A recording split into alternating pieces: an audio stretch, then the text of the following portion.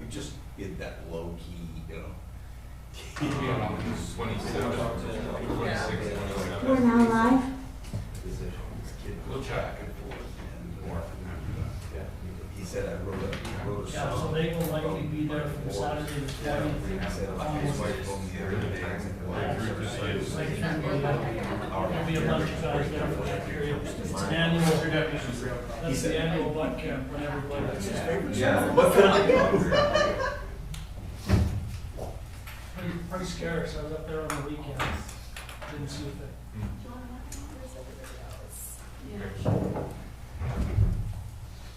Yeah, I was sure we can't, it is what it is.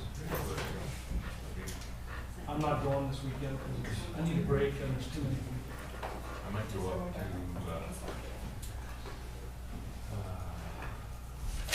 Ralph's uncle's place on Baldy. He's got a cabin Up on Baldy, up on Baldy, and then hunt over in Grizzly Meadows and that side of Ripperville and yeah. under down. Not underdown's all closed. Well, the main roads are open, but Still all closed? yeah. Oh, wow. Well, they closed the whole, that section of the fire, except for the main road, they closed everything, all the sides, right up to there. Oh, like, Just they don't want keep it anybody. going, or they still, it's in place. Just, they just don't want people tearing up the ground and stuff like that, so, other than the They've main left it road. closed. Yeah. Wow. You know Sidney at all? Sidney Meadows over on the other side? Yeah, I think so. I mean, not even when I call them Bridging Meadows. I was about to ask them Well, some Grizzly is questions north. about what the source You code go, I would go Oh, correct. north, right, On 200 or whatever. right, and then a little, then up into that. No, I like that. That's great. It's great. Sidney is when, right across the road from the 200. Yeah. Not quite, Better right than across. I but- don't know what that is. Well, you know where you turn left and go on 200 off the main Baldy? Projection. You go up just a little bit higher, and there's a road to the right. If you follow that road, and it takes you all the way through to, 10 and 9%. the Wagon Wheel Ranch. Oh, And that side over there is Sidney Meadows. I've never hunted over there. Yeah, it's a good area for whitetail. That's where And the I got rest of some it's spots in basically Grizzly, I used to hunt CBI, in there. so the rest is basically just CBI. Yeah. When the Julies. Well, they should be, the muties are all done, Yeah, but up there, the white should, if they're there, they'll be moving. yeah. They should be moving Yeah, down. we'll give that, give that a Oh, try. wow. Should I show you a text? She I said, just what, did. actually, she said she's on her way.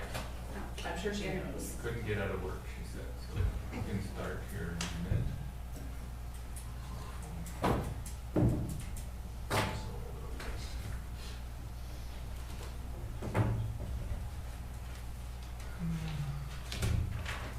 Well, we'll get started.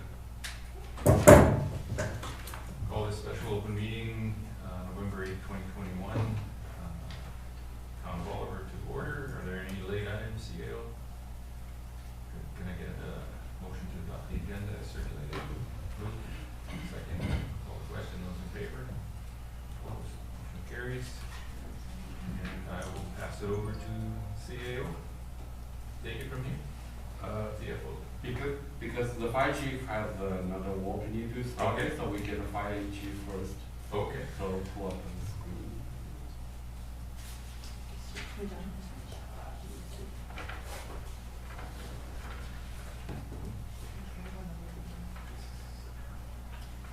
This is for the item that's not included in the agenda right now, right? It's a part of the capital budget, Right. but because fire chief need to leave early, so Mhm. we pull his items first.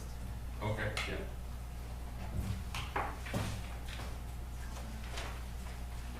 You wanna take us through that? CFO? Just, here, sorry, the screen's just messed up. No worries.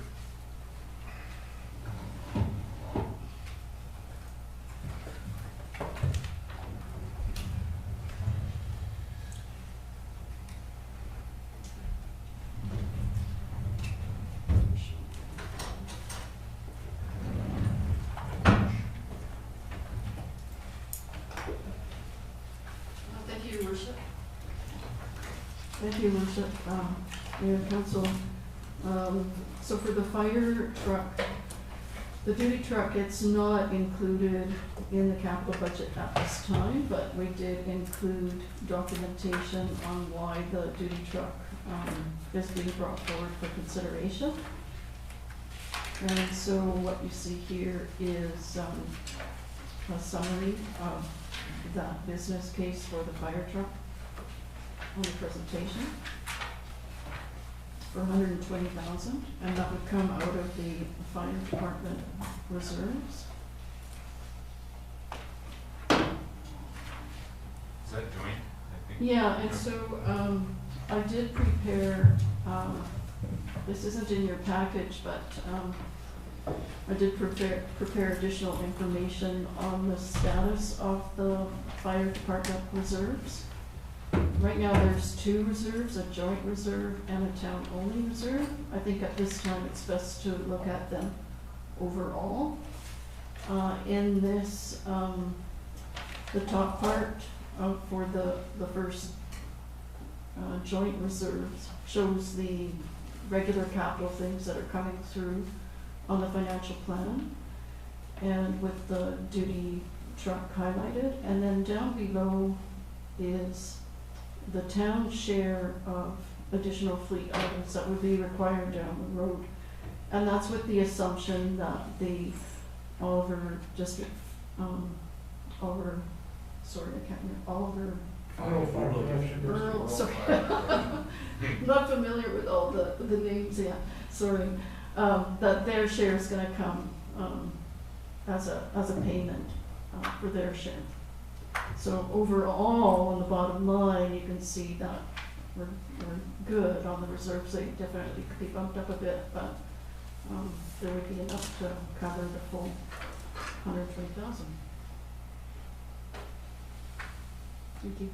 If you have more to add. Yeah, well, we've already spoken to the Rural Fire Protection District, and if, did I put this on? We've spoken to the Rural Fire Protection District, and if this comes out of joint reserve, they're committed to their half of that. I believe everybody got a copy of this report. Yeah, that was included in the business case. Just want to reiterate, so first of all, the engines that we have currently two engines.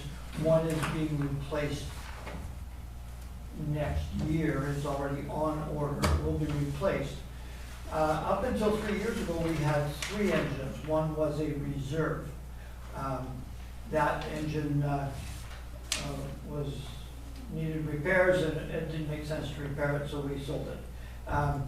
So the engine that we're replacing next year, we would recommend that become the reserve engine, engine number 3. That would be used for deployment to forestry. If one of our trucks breaks down, we need to have something else operational for when that happens, and also for mutual aid. Anytime we have a mutual aid call, we only have 2 trucks. If one truck goes out of the district, we are stuck with just 1 truck.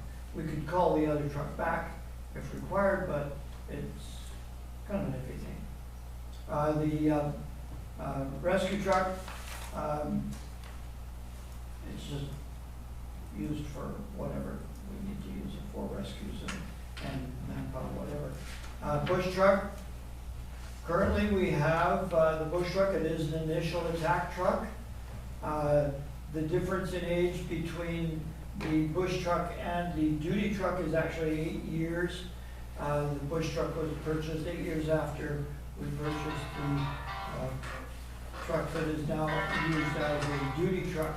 So the duty truck is used to respond to burning complaints. One of the officers will take that with them for the entire week. So they will go direct to any calls that come in. If there are MVIs on the highway, we like to have the ability to block the highway off by using those vehicles. We are currently using the bush truck for that purpose, which means anytime we get a medical call, instead of using the bush truck, which we had proposed that we would use, we would be using the rescue truck. The advantage of using the bush truck for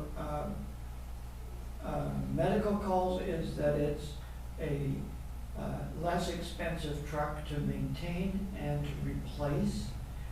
We don't need to use $1 million truck when $100,000 or $150,000 truck will do the same job. So, purpose of why we would want a duty truck, so that bush truck is available for medical calls, since the officer is going direct.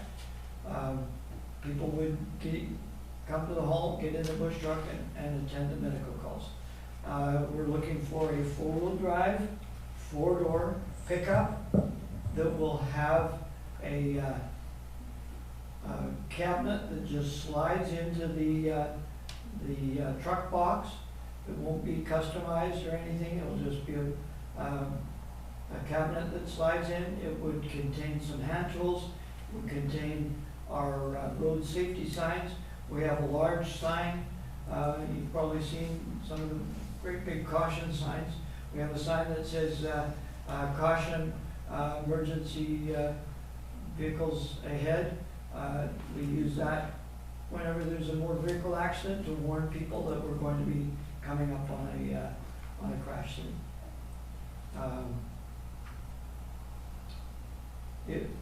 Because we're just having a slide-in on the base and a small L-shaped water tank, 150-gallon tank, as opposed to the 300-gallon tank on the bush truck, we'll be able to load dirty hose and whatever when we're finished a fire.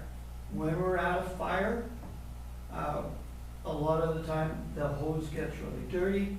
We don't want to load it on the truck that way. We want to bring it back to the fire hall and wash it. So we just load it in the back of that pickup truck and bring it back to the hall, wash it, and then we can load it on the trucks again.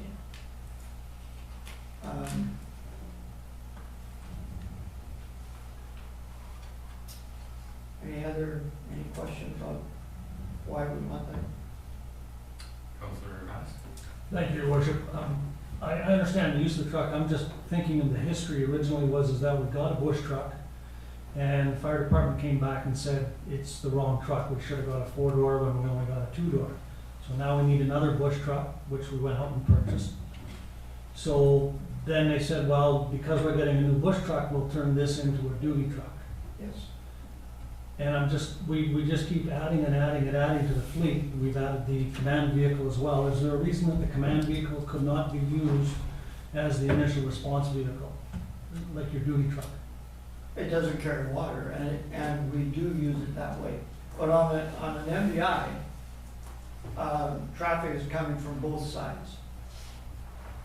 If we're on the highway, we've got traffic coming from the north, we've got traffic coming from the south. We want to protect our people, so we put the duty truck and the command vehicle at either end. Okay, we're currently So- using the forestry truck as the duty vehicle. Is there Yes, any that's reason we couldn't continue doing that? Then we wouldn't have a bush truck. It would still be a bush truck, wouldn't it? Well, it would, the duty truck that we have now, that we had, we used as a secondary vehicle for bush calls. That was, at the present time, that's not its primary function. But it was at one time. It was at one time, and we found that it was not adequate for that job. But during that time, it was being used as a duty truck, but it was designated as a bush truck. It was being used, since we got it, as a duty truck. So it was being used all that time.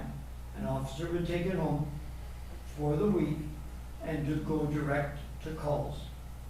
We felt the need because that officer may be over here with that duty truck. And if we get a call for a bush fire, then he has to come to the fire hall first instead of going direct to it. Because we need a bush truck to go and deal with that grass fire. So having the duty truck that can go direct to a call and start an initial attack, and while the firemen are coming to the fire hall and getting in the bush truck that is designated as bush truck and going directly to the fire then. Gives us a lot more flexibility. So the difference between that truck going to the fire hall versus going direct to the fire, you're talking a half a minute difference probably to pick up the firemen? No, I think we're looking at a couple minutes. And it's just,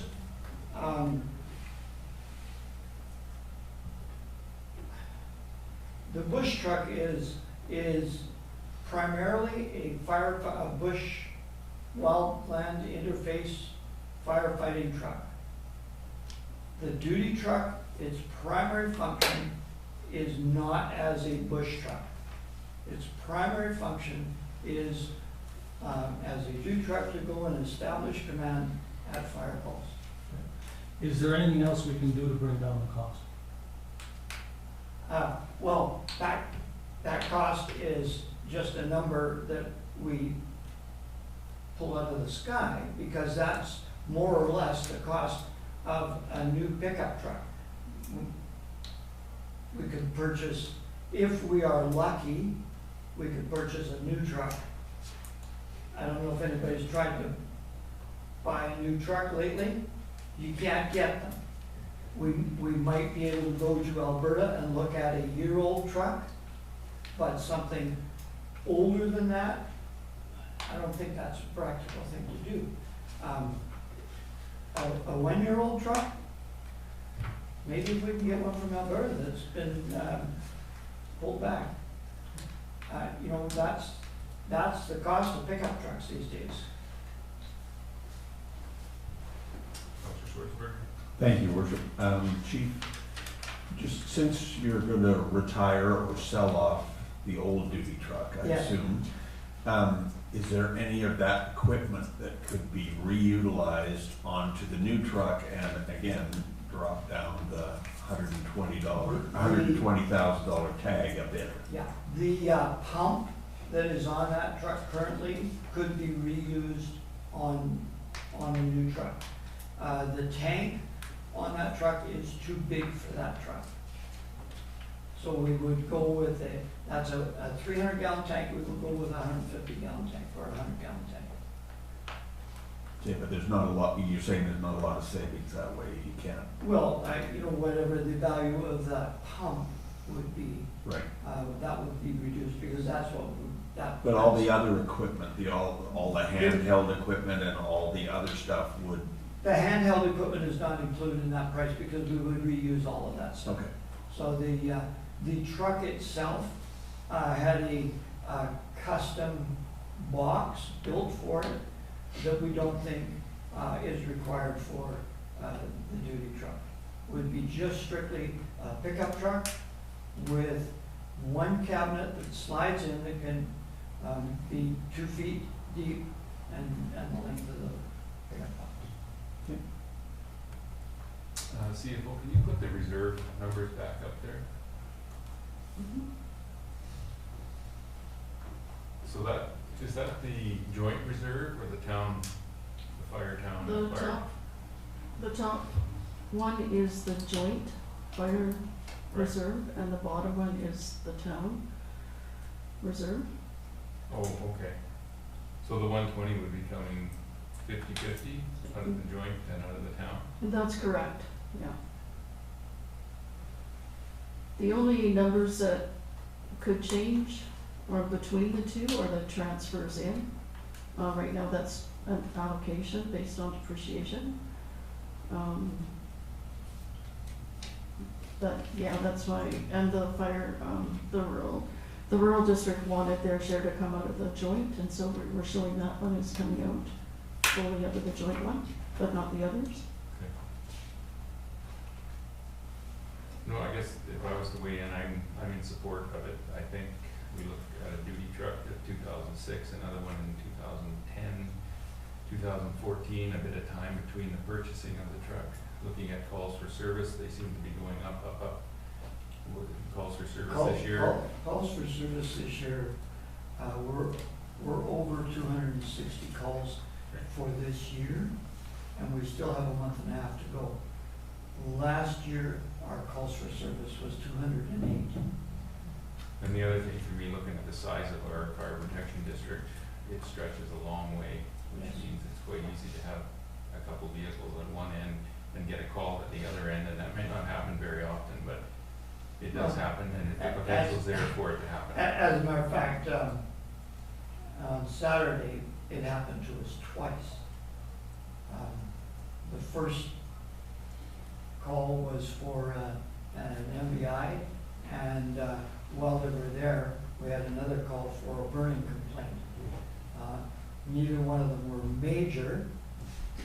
Just as we were to start our cash raffle on Saturday night, we had a call for an MBI at Road 2 and the highway, and while they were on scene there, we had a call for a direct commercial alarm.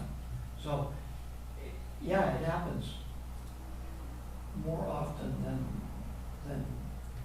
we imagine. Councilor Matt? Thank you, Your Worship. I would also support this as well, but for myself, I think it's something that could come forward to council with more firmer numbers. Rather than saying we've just pulled some numbers out of the air. We don't even know if we can get a truck. We don't know what the truck is going to cost us. Would you approve this? I think we can amend the budget at any time when we get some more firm answers, but I do support overall getting the vehicle.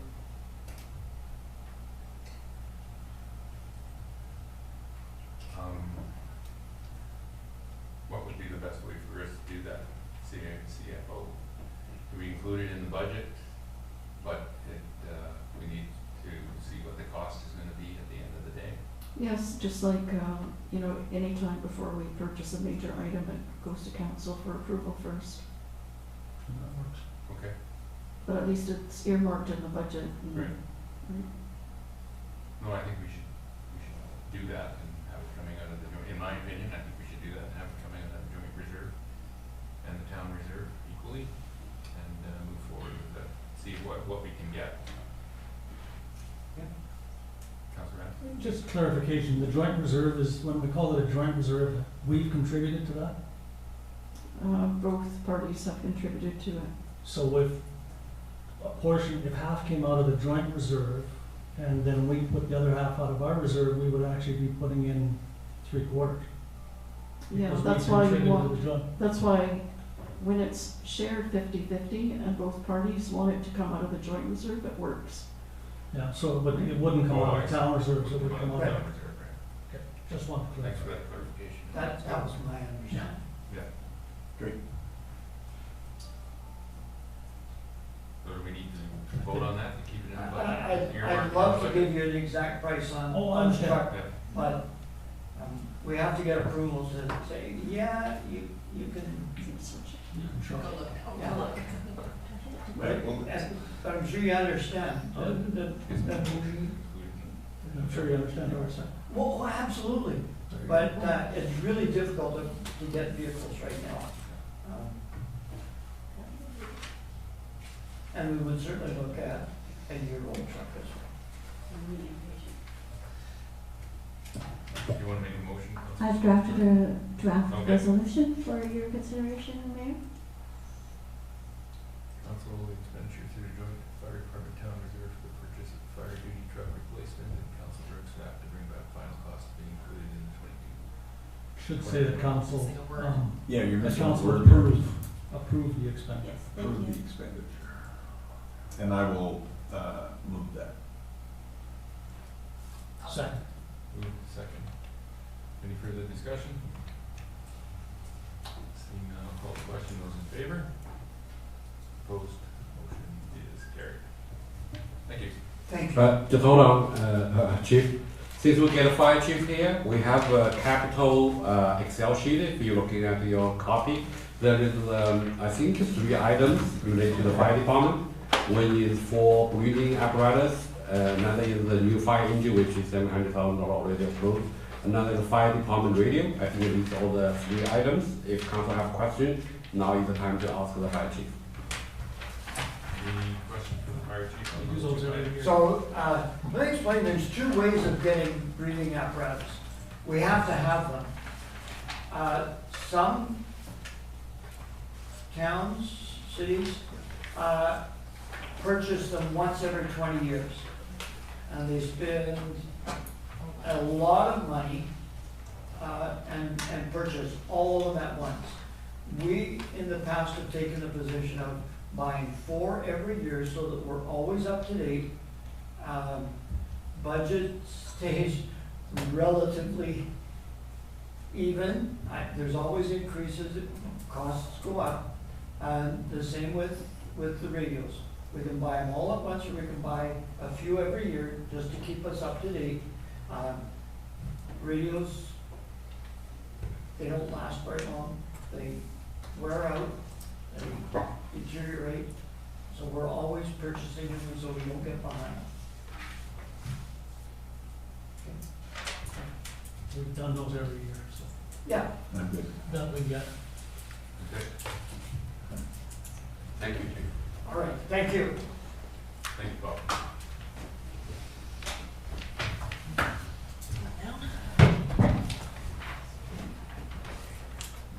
I think the CFO has a bit of a presentation. She's, the CFO just needs to move her screens over to get the PowerPoints back up. You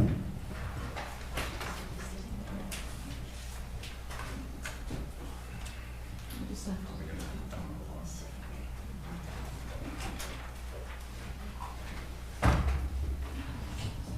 Okay.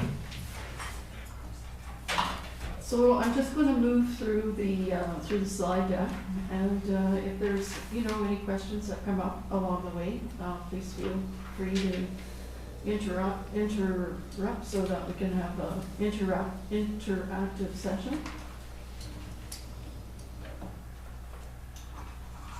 So this is the 5-year financial plan proposal from 2022 to 2026. We're starting with the capital budget for general, sewer, and water. Water when the 2 water councillors arrive at 4 o'clock. This will be a review, and this is our timeline, the next few meetings that we plan to have today, and we plan to cover those areas. And then the operating budget on November 22nd, and we'll get to the water and sewer rate bylaws on December 13th. And then in 2022, more meetings, public hearing, which will end in the final financial plan bylaw and the municipal tax rate bylaw. So according to the community charter, under section 165, 166, these are the financial plan requirements, things that we should be including in our financial plan presentation to the public. And these are the areas that we plan to cover on November 8th. Today, objectives and policies, and the capital expenditures. And we will cover the other areas on November 22nd, and public consultation in 2022. It's always good to go back to the strategic plan to know what council and the community's focus is. And for 2018-22, we want to focus on an economically healthy community, social and environmental issues, and ensure safety for all residents and visitors, and ensure an efficient, effective, and transparent process. So these objectives and policies are included in the financial plan as schedules. It's good to review them when we do the financial plan to inform the public, and also so we know what we want to focus on when we prepare the financial plan. Objectives, in other words, I always get confused with objectives and policies and what they actually mean, so objectives are goals and policies are tools. And I just put that little trigger up there so that it's clear. So the first one that you have in there from the previous year is that you'll endeavor to supplement revenues for user fees and charges rather than taxation to lessen the burden on a limited property tax base. Because you've got about an 88 to 90% residential class and the rest is business and industrial. But I'm wondering if because you're, with the significant extra cost of policing that we anticipate for 2022 and going forward, if you want to change, and policing can only be raised through taxation dollars, not user fees and charges, if you want to change how you have this worded, perhaps to find balance between user fees, charges, and taxation revenues. But I'm just putting it out there for discussion purposes. And this line that I have, flat rates versus assessment-based, taxation can be deferred but not user fees. So I'm referring to the provincial property tax deferment program for residents who pay property taxes. They can elect to defer their property taxes and then they would be repaid when the property sells or the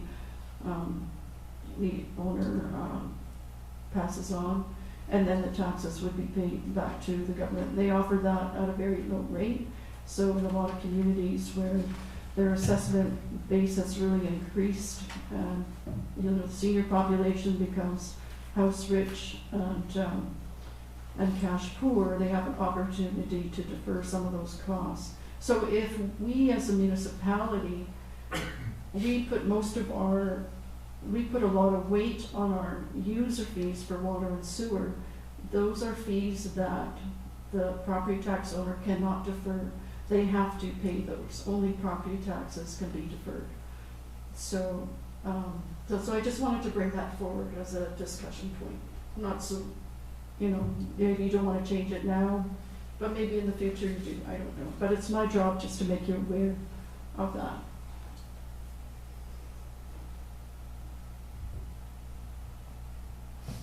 Any questions for the CFO on that strategy? No, we're good with the way it is. Good, the way it is for now. And investigate other potential funding sources and secure opportunities for additional revenues. This is something that's ongoing through keeping an eye on grant opportunities. Always a great idea. And these are our tools to achieve these goals. We're comparing user fee levels, looking at what our capital and delivery costs are. We could really focus more on our asset management tools that we have so that we can do more robust and resilient planning. We do have asset management built into our budgets, into the general water and sewer budgets for Lightship and AutoCAD and paying RGOS. And none of these are really efficient on their own, but we figured that we'll be presenting this in the operating budget, but there is sufficient money in those budgets to handle a GIS, our GIS ESRI system.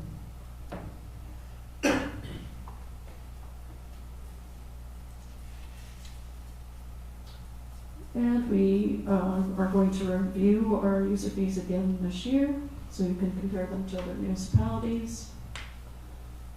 And again, we aggressively seek available grants for projects to mitigate the impact on property tax rates. Yeah. For the preliminary budget, this is the proportion of revenue by source that will fund the budget. Debt proceeds, 17%, user fees, 27%, grants, 10%. This grant amount of 10%, it still pending. We don't know for sure whether we're getting that grant or not. So it kind of depends whether that project will go ahead or not. And municipal taxation, 13%, other sources, 7%. Those are interest and that type of thing, and reserves, 19%.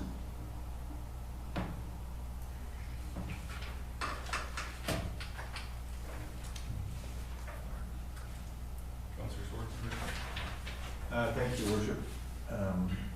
Through to the CFO, the grant at 10%, is that one grant or it's a number of grants? It's a number of grants, so it's both conditional and unconditional grants, so it would reflect the Community Works Fund grant that we get. But there's also a $700,000 grant for a capital project that we're still waiting to hear back on, so that's in there as well. There's the small And that was communities grant. conditional, right? Sorry? That project is conditional on receiving the grant money. That's correct. Okay. Yeah, if for some reason, if we didn't get the grant, then that would go forward to council again for, for discussion on how to proceed. Yeah. Thank you. Councillor Mattis? Thank you, Your Worship. Mine had more to do with the reserves at virtually 20% of our budget. It doesn't show anything on here. Are we replenishing those reserves at the same rate? No, we're not. So, we'll get more into reserves, but there's other things that I'd like to discuss later on. So if we can kind of just hold on to that one. Make a flag. What's that?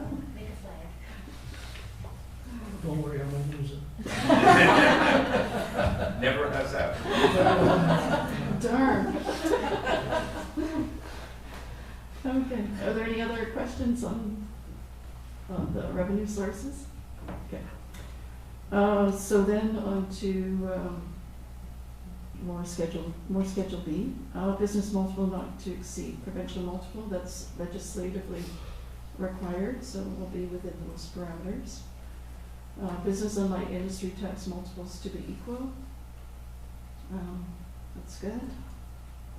And then this one here, I wanted to bring up because it says maintain tax stability by keeping proportionate relationship between all the other classes equal. And what that's saying is to keep the class multiple for business at a certain rate in relation to the residential class. And when you do that, your residential class is going up, right? But your business class isn't going up quite as quickly. And then you can end up with this kind of effect happening for your business class. So if we look at that on a graph, you can see the green line is what you've done, the revenue increases you've had for your residential class. And you can see the business class is just going up and down, up and down. It's not stable, even though that was what you want. But it's not really working that way. If your goal is stability, then it would make more sense to say business will increase at the same proportion. Business income revenue should increase at the same proportion as the increase for the residential, right? So we say, I want a 9% increase in revenue on residential. Well, that means then that there should be a 9% increase on business, or whatever you decide it will be, but stated in terms of percentage increase of revenue over last year, rather than saying that the proportion could remain the same. I don't know if that makes sense or if you have any questions for me, but I would, I saw this happen in Rossland too, where they were stuck on this business class multiple. So you're stuck on this multiple of 2.45, and it's a mathematical formula, right? You take assessment, you know your revenue, and you have that multiple, and you work it out for residential, and then all the other classes have to fall into that by using this multiple. And in Rossland, the residential classes were increasing at a much faster rate as well, like faster than business. And it just ended up with this this, squiggly line. And business doesn't know, like it might go up 5% one year and then go down 2% the next year. And really what we want to try to do is keep your tax rates stable, right? That's the whole goal. We don't want them to go like this. We want to try even it out by putting money into reserves and these types of things, but always try to keep that stability there so people know what to expect. So it's just a suggestion. CFO, Yes. we had a really lengthy, excellent report that our previous CFO put together specifically on business tax and relationships, because one of the things we were concerned with was that our business tax was getting too high. And people were paying too much in taxes for the businesses in the town of Oliver compared to other towns. It may be worthwhile to, as we go through once we go through the budget process, to bring that report back. Maybe you could go through it and see what was presented to us at that time, because at that time, at the end of the day, we didn't make any adjustments to it. But it may be worth another look, Yeah. looking at what the impacts of this tax year are gonna have on business taxes and property taxes, because we were looking at shifting some of the tax burden over to residential, and we didn't do that when did we have that? It was earlier this year. But I was read it, spring. actually. What's that? I read it Okay. before, Yeah, and, it doesn't really address the multiple problem. It's Mhm. like when you freeze that multiple, because you're dealing with a mathematical formula, you're freezing one of the factors. And when you freeze that factor, you're really limited with what you can do. I guess, like you said, it would be helpful. I could show you one way using the multiple, and I could show you the other way where I'm not restricted by the multiple. And then maybe that would help, explain how, or you'd see the impact, let's say, right? And it might be hard to see it with 1 year. That's why I showed the other graph, is because you can see the year over year. Mhm. Or maybe it's something you want to review every year, right? Like leave your multiple the same, but you want the flexibility to change it. So if that's what you want to do, maybe change this wording, well, I think it would be good to review it every year, and the 9% has thrown possibly a bit of a wrench into it, because we're doing such a large tax increase. If we do shift the burden, or don't shift the burden, or whatever we do with that multiple, what is the real impact on each rate class? And having an understanding of that, when we had the report earlier, it was kind of after budget, it was just some information that we were looking at, and I think we wanted to have a look at it this tax time to see what the impact would be if we start to shift that burden, because we think maybe our business tax is getting too high. Councillor Mattis, I think you had your hand up. Yeah, I did, thank you, Worship. So if I'm understanding correctly, if we were to choose 2020 as the baseline, call that 100 for business taxes, you're suggesting that one of the options then would be to increase from that number the same amount that we increased for residential. Basically, if we did a 9%, then this year's number would be 109%, and so on, using that as a baseline, ignoring the 2.45 multiple basically from that point on. Yeah, Just working off just tax increases equal for both parties. Would be one option? I would say, you would say, okay, well, we want residential tax rates to increase by 9%, and we want business costs to increase by 9% as well, or less, whatever you want to do, or more, right? But then what will happen then when you say that is, if you say those percentages, it's the multiple that will change, not that percentage. And that's why I was saying that you would work off the 100% baseline, adding the percentage, and the multiple would be ignored because it would change every year. Exactly, it can in just order to float, match. it can just float, because really that multiple means nothing. Well, you have to stay within the legislative requirements. Of course. Right? But it kind of frees up that equation. And then it also gives council the flexibility at that point, rather than choosing to change the multiple, because we don't know where that would end up, because the math changes every year. to say that, okay, we're going to do residential at 9%, and we're going to do business at 10% or 8%. And when we have that flexibility to set different rates for different classes. Exactly. Okay. If you just forget about the multiple, I like that. sorry. I like No, that. no, That makes perfect sense. that multiple was set in 2011, and the intent was to reduce the multiple down to 2.45 to reduce the business tax. And the reason that I asked for that report earlier this year was to see, it's been 10 years, what is the impact? Have we achieved what we were wanting to achieve? Because just using the same multiple, it doesn't necessarily stay constant. No, the only thing that stays constant is the multiple. Right. The assessment and the revenue, those have been going all over the place, right? But you've kept that multiple the same. No, and that was the reason for the report, and also kind of the reason we didn't do anything at the time, because we needed to see what the impact was gonna be with this budget year that we're doing here. So having that information as part of this budget discussion before we set the final rates Yeah, is really an important step that needs to be included moving forward. yeah, I agree. I like that. Yeah. Good. Good. It makes Makes sense. way No, more I'm- sense. I'm glad you're bringing that forward, because that was something that we had talked about. Yeah, it's complex, right? Because you're dealing with math and,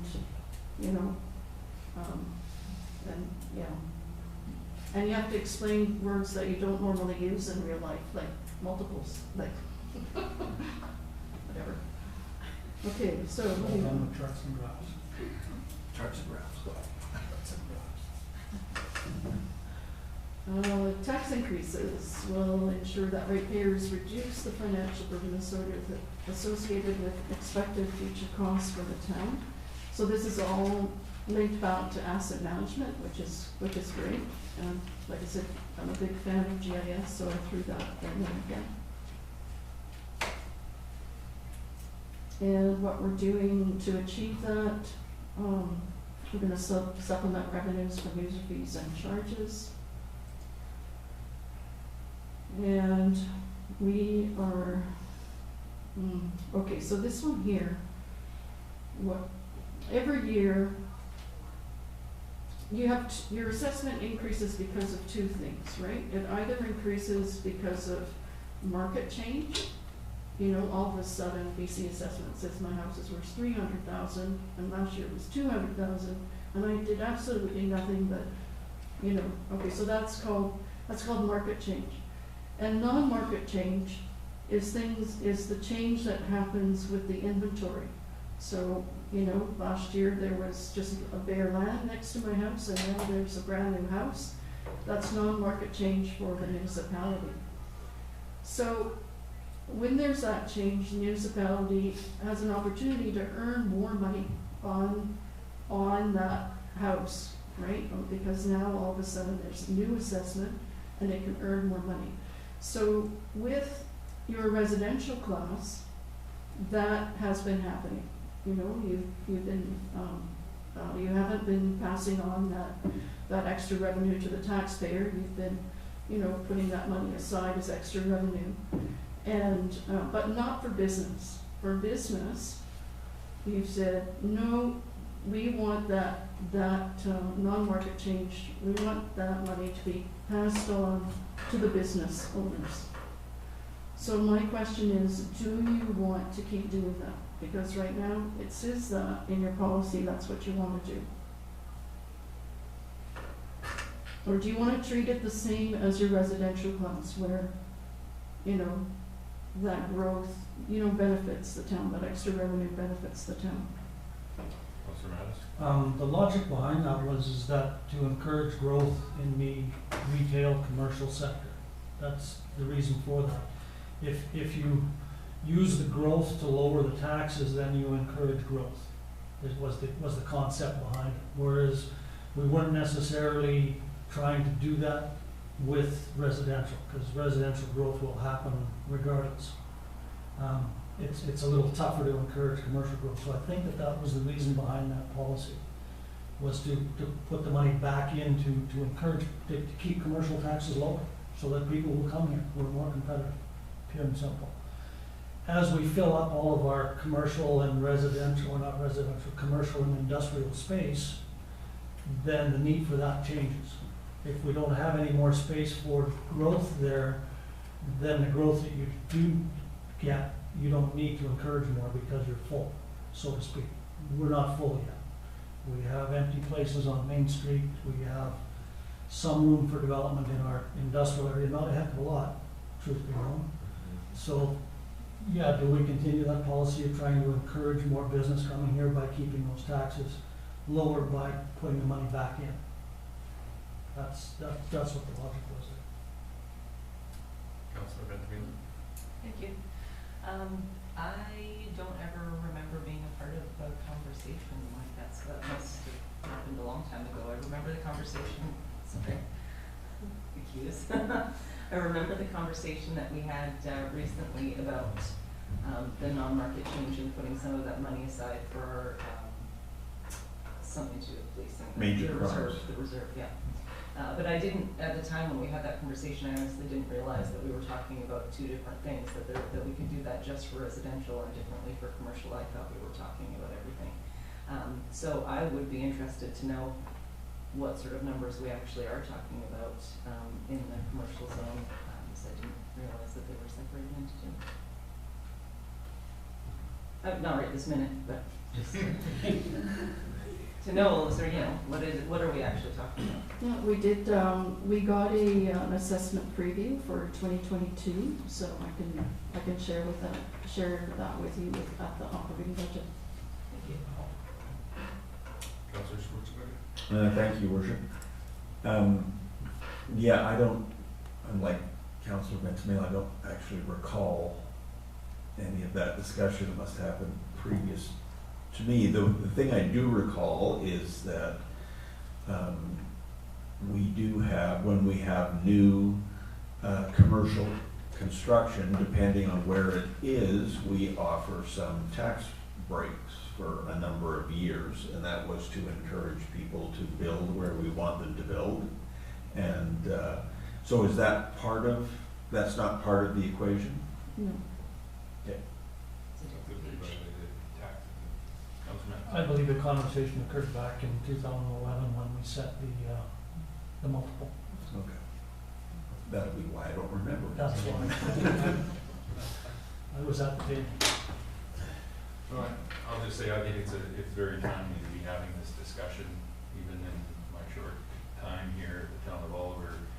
I think we've had 3 different CFOs, so there's been a lot of change, and it's a good time to sort of reset, everybody understand how we're moving forward, and have some policies, guiding documents moving forward as well. Yeah. Councilor McMahon? I'll just jump on that. I just appreciate the thought-provoking questions, because there are often things that we don't, if you don't know the question to ask, how do you ask it? So I appreciate all of the thought-provoking questions. Yeah, and so for myself, you know, being new to the town, this is what I look at to see how you want me to handle the tax roll, right? Because these are your guiding principles, right, that I need to focus on. So that's why I'm bringing them forward, right, even though it's words and not spreadsheets. Good words.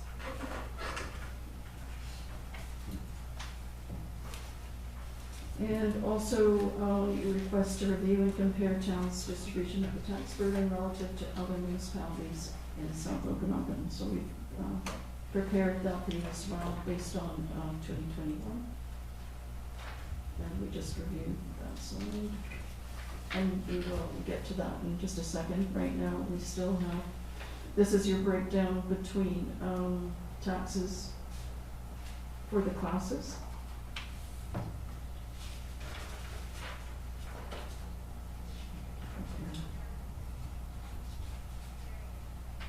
So this is a percent of total taxes based on 2021 revenue.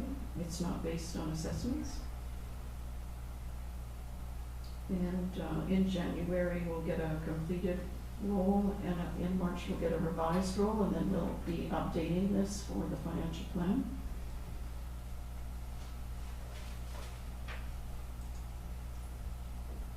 And then this is the 2021 comparison with other South Okanagan municipalities. So you see on the, it says population there on the left. That's not population based on census, but it's based on the population that BC Assessments has calculated with the information that they get from the building permit data. When you say how many units that your new project is building. So they've calculated Oliver at 5648, which may or may not match the census for 2021. So if we just look at tax per capita, you'll see that Oliver is the lowest of these municipalities. If we just look at the general municipal rate for tax, they are one of the lowest. And then when we look at just the parcel tax and user fees, you'll see Oliver is mid-range. And when we add both of those together, we end up being about mid-range. Now, some of these communities, you know, it's kind of apples and oranges comparisons, because some of these have their, you know, they're paying for their policing costs and some aren't. But if you keep those types of things in mind, that, you know, services can be different in different communities. You know, some communities might have regional district paying more of their share, so that wouldn't be reflected in this type of table. So, but it is a comparison as requested. Are there any questions? No question, just a comment that when I first looked at this, I was quite concerned as well until I realized the regional district number is really the big factor, which is our Parks and Rec. I don't think any of the other municipalities have their Parks and Rec operated through the regional district, and that's really what changes.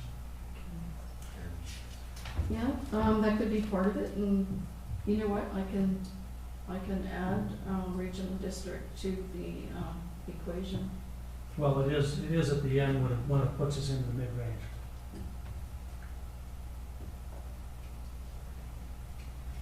That would make a lot of sense. Yeah.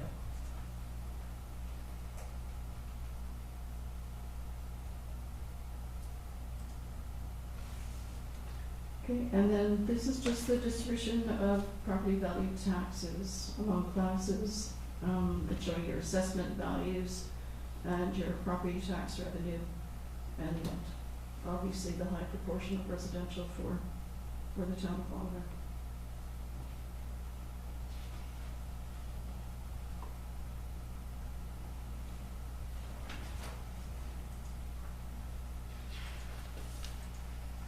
Okay, back to some objectives and policies. Provide financial assistance to organizations. This is your granting aid program that you currently have. This is the that you want to provide short-term financial incentive to promote certain types of economic development. And I should say the top one is actually your permissive exemptions, not your grant aid. And the second one is your revitalization tax exemptions. And you mentioned at an earlier meeting that you might want to reevaluate your revitalization tax exemption program. And I was wondering if now is a good time to provide any direction that you wanted to go in for that. You know, did you want the program to keep going? Did you want to just scale it back? Did you want to, did you have any specific things in mind? I don't personally have anything specific in mind, but I think it's always good to reevaluate. It's been in place for a number of years, and do those incentives still need to be in place for all the areas that there is a a revitalization tax program going on, or should they be shifted into other areas? We're doing a lot of work on Station Street. I think we want to keep some type of revitalization there, but maybe in our, I'm not sure if we have one in our industrial area. I think so. Do we continue to want to have one in our industrial area, or are there other places in the community where, because of housing and different things like that, that we feel there's an opportunity and have some, maybe some programs there that don't exist today. So I think it's a good, we need to have a review of it overall. I don't know that it needs to happen right now. Could be something we could come back to a committee of the whole meeting and have more discussion on. Yeah. But Councilor McNeely, Yeah, and that's a good suggestion. I think, this came up when we had, I don't know, like our third or fourth or fifth build in the industrial area in a very short period. And so, just like we talked about other things, I wonder, are people building there because there's the incentive in place, or are they just fortunate to take advantage of the incentive because they'd be building there regardless? And so it kind of, from the outset, seems like it's maybe not totally necessary in the industrial area anymore, but a broader conversation at the committee of the whole would be a great idea. Councilor Matt. I would actually like that, you know, someone asking that question, the people that have built in the industrial park, did they build because of the incentive? You know, to actually go out and do a survey so that when we discuss in the committee of the whole, that we have a concrete answer. And also to look at how much room is left. Like if we started this program and we were 50% full in our industrial area, and now we're 90% full, do we need it anymore? That, without knowing how much is left, that, it's hard to answer that question. So those are two questions I would, you know, let you know in advance of it when it comes to committee of the whole, that I'd like answered. Director. I was gonna, thank you, Your Worship. We can touch on it more during the committee of the whole, but when I get people calling about development, no one really says, hey, I hear you have a revitalization tax exemption bylaw. It's more, I let them know through the process. Yeah. So it is difficult to know if that was maybe the, you know, the tipping point, like the factor as to why they decided to proceed. I'm not sure, so we'd have to definitely be a bit more investigation required. Okay, yeah, that's great. So this is just a summary of the permissive tax exemptions that are in place already. There is one missing, the covenant. It was the last line on there and it somehow didn't get included, so everybody's worried about that. They are getting an exemption for 2021 too. And so these are the areas that you currently have revitalization exemptions plans for. And just for zones 3 and 5, industrial and hotel.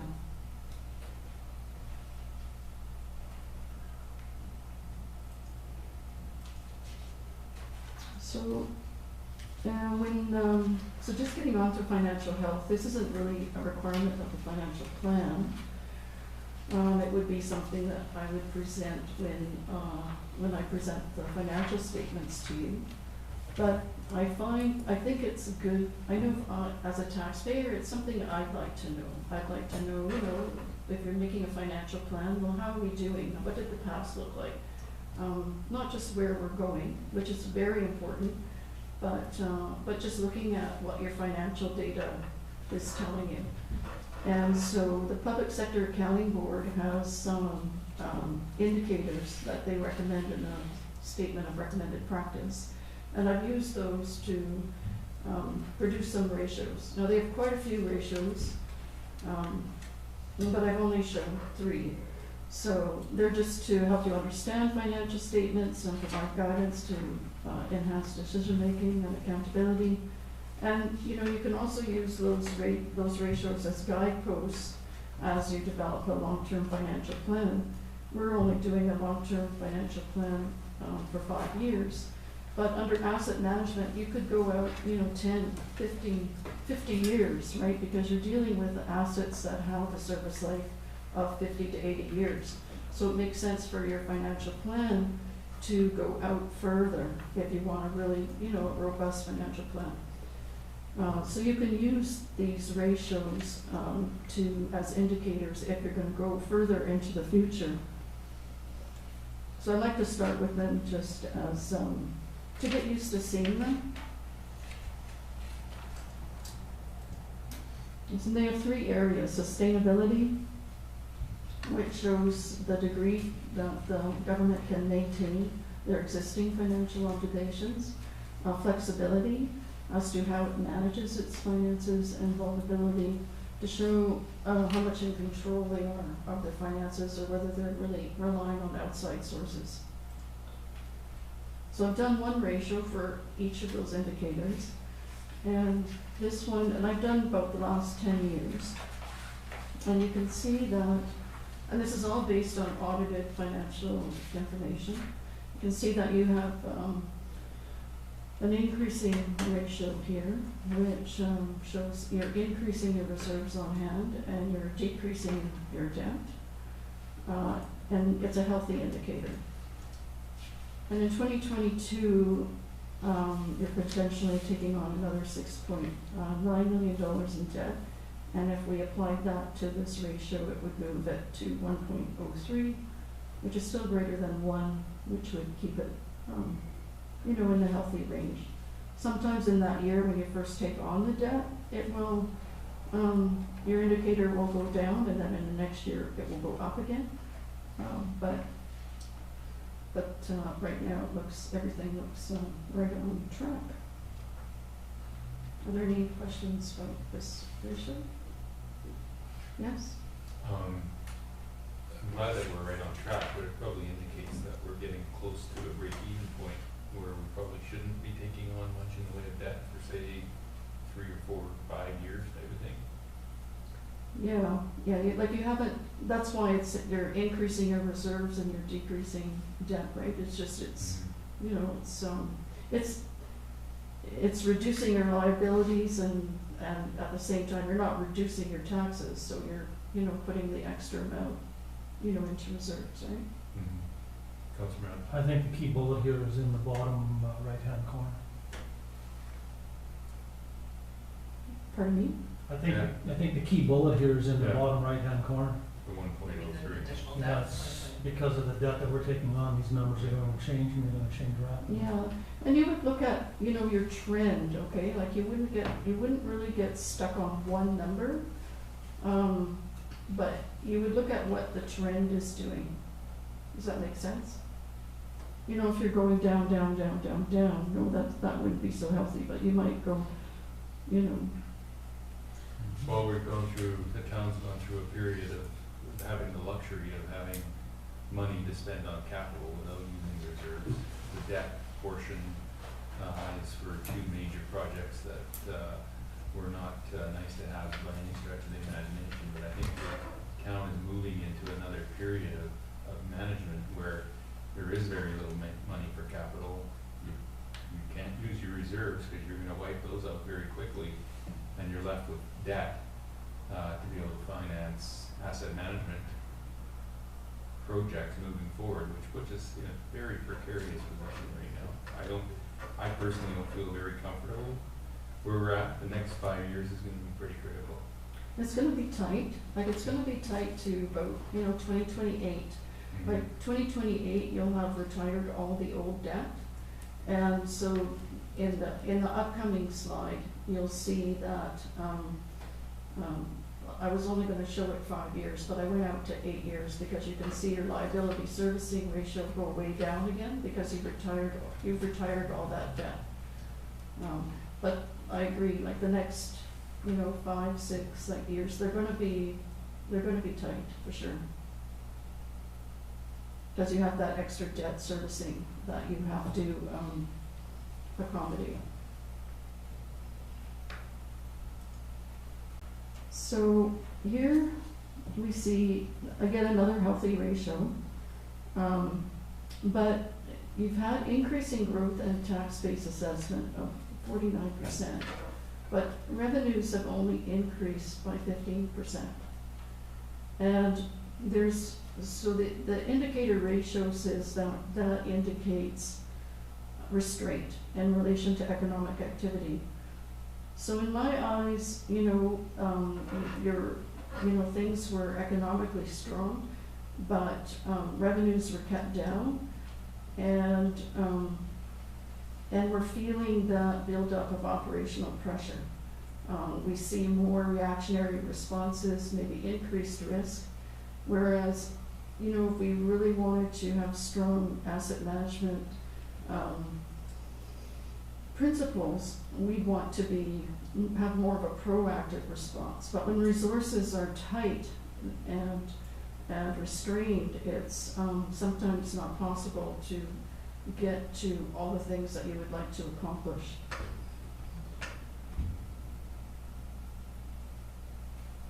So I would, if I were looking at this, I'd like to see it, you know, creep a little bit up again, right? It says that that's a warning indicator, but I think this ratio should be more around 0.9. It should definitely be below 1, but I think that having it at 0.63, I think it's just really, it's really low. And this is when you've already had two, you know, 1 or 2 9% increases in revenue, right? Well, those 9% haven't included anything operational. We've been running at basically zero operational. So this is what this is indicating. We're not putting any extra money in. We're just trying to keep the burden on the taxpayers to as minimum as possible. But we are definitely creating a situation where we're, you know, as Councilor Mattis mentioned a while ago, the tax increases will not stop. We're going to have to make up some of the ground that we've lost by having basically a 0% tax increase, which is almost going backward. Yeah, exactly. And then the final ratio is vulnerability, and it shows it takes your all your conditional and unconditional grant revenue against total revenue. And I mean, it does fluctuate from year to year, depending on what grants you're successful with. I often think, you know, it's good when it's higher because it means you got more money from, you know, the provincial or federal government. Like in 2020 when you got the COVID Safe Restart grant.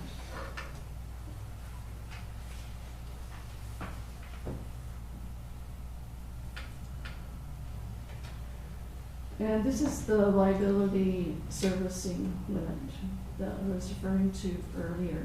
And I went out to 2028, just projected out to 2028, just because I thought, you know, that's something to celebrate, right? That you're, you know, if you're retired, your debt. And this isn't based on, I've got the debt showing on the left here, but this ratio is based on your debt servicing. It's based on your principal and your interest payment, not on how much you've retired. Okay, so you can see how you're reducing your debt with the bars that I've shown. I'm looking at, no, sorry, the bars, yeah, bars are the debt. And you're showing how you're reducing it.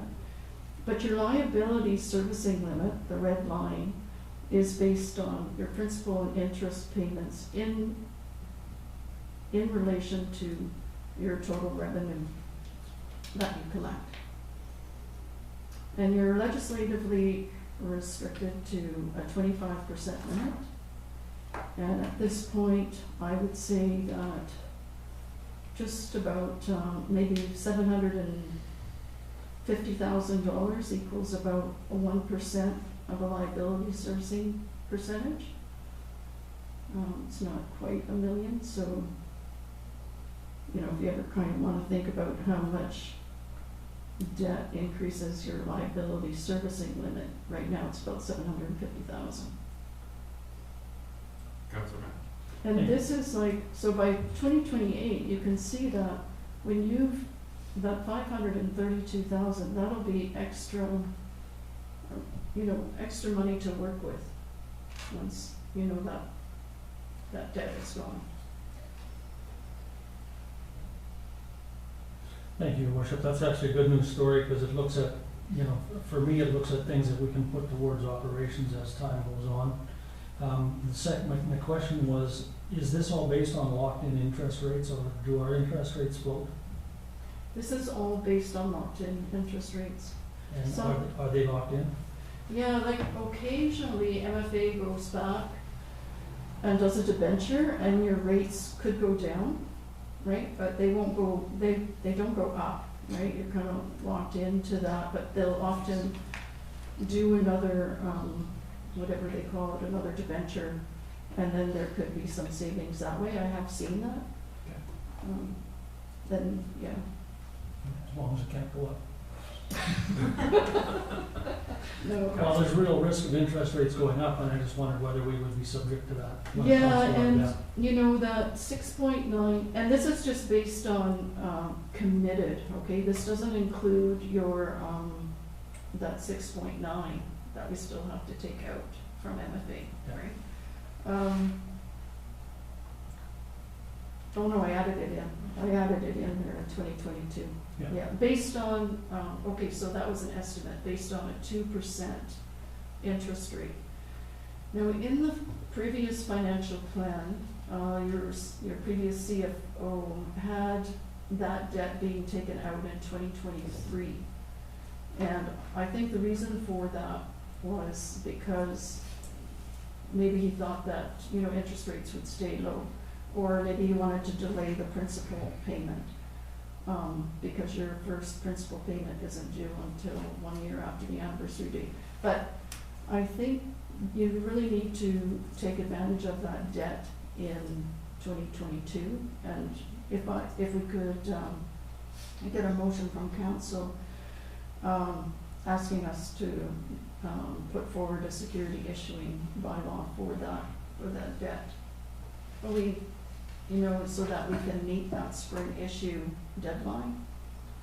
Because with the inflation pressures and with them forecasting interest rates to go up in mid next year, I think you're better off trying to secure that debt and get a firm number on it. Makes sense. I would make that motion right now. That staff be directed to move forward with the planned borrowing for the Gallagher Lake Cycling Project as soon as possible. Is that just Gallagher Lake or Gallagher Lake and fire truck? How about if I change it to, rather than naming it, we'll just say the scheduled borrowing for 2022? Yeah, like we already have a security issuing bylaw for the fire truck, Oh. but we don't have one for Gallagher. Okay. Are there other elements that need to be included in that? Or just Gallagher? No, it's just Gallagher. Okay, then we'll leave it as it stands. So just a question, so we have not spent the whole 5 million that we got from the province yet on the Gallagher Lake side? Well, that's been spent. That's been spent, so but we haven't, so any other money that's been spent has been borrowed from reserves until we get our financing? Okay. We haven't got any bills in yet. Oh, The big no, ones. there've been bills. Well, the big ones are, you know, the final bill isn't in yet, but we're just saying, let's get the money in the bank to pay it when it arrives. Was that a motion wait till the water council showed up at 4 o'clock? Yeah, that's a good point. Yeah. Let's do that first item on this meeting Yeah. on the water council. So Councillor Grice, you had a question earlier? Oh, yeah, thank you, Motion. Through to the CFO. So can you explain to me, because so my understanding for Gallagher Lake, for example, we amortized over, I think it was 30 years. So what does it mean by the debt being retired then in 2028? So that's older debt. Oh, I see. Like you have debt that goes back, you know, 20, 30 years, right? And that's maturing in the next, between now and 2028. Okay. Yeah.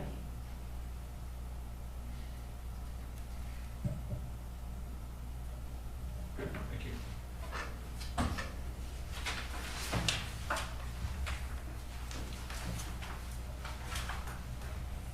Okay, so this is how your reserves and debt have been behaving in the past and where they're at right now, and where they may go in the future. Now, this is kind of based on a quite an aggressive capital plan that's included, and there are some projects in 2025 and 2026 that need to be pushed, pushed more into the future, because you would end up either taking on a lot more debt and, practically wiping out your reserves, which really isn't prudent. But I didn't want to depart too much from, the plan, that was in place previously. There were a lot of projects on the table, and, but I think as we move through this exercise, we'll remove some of those.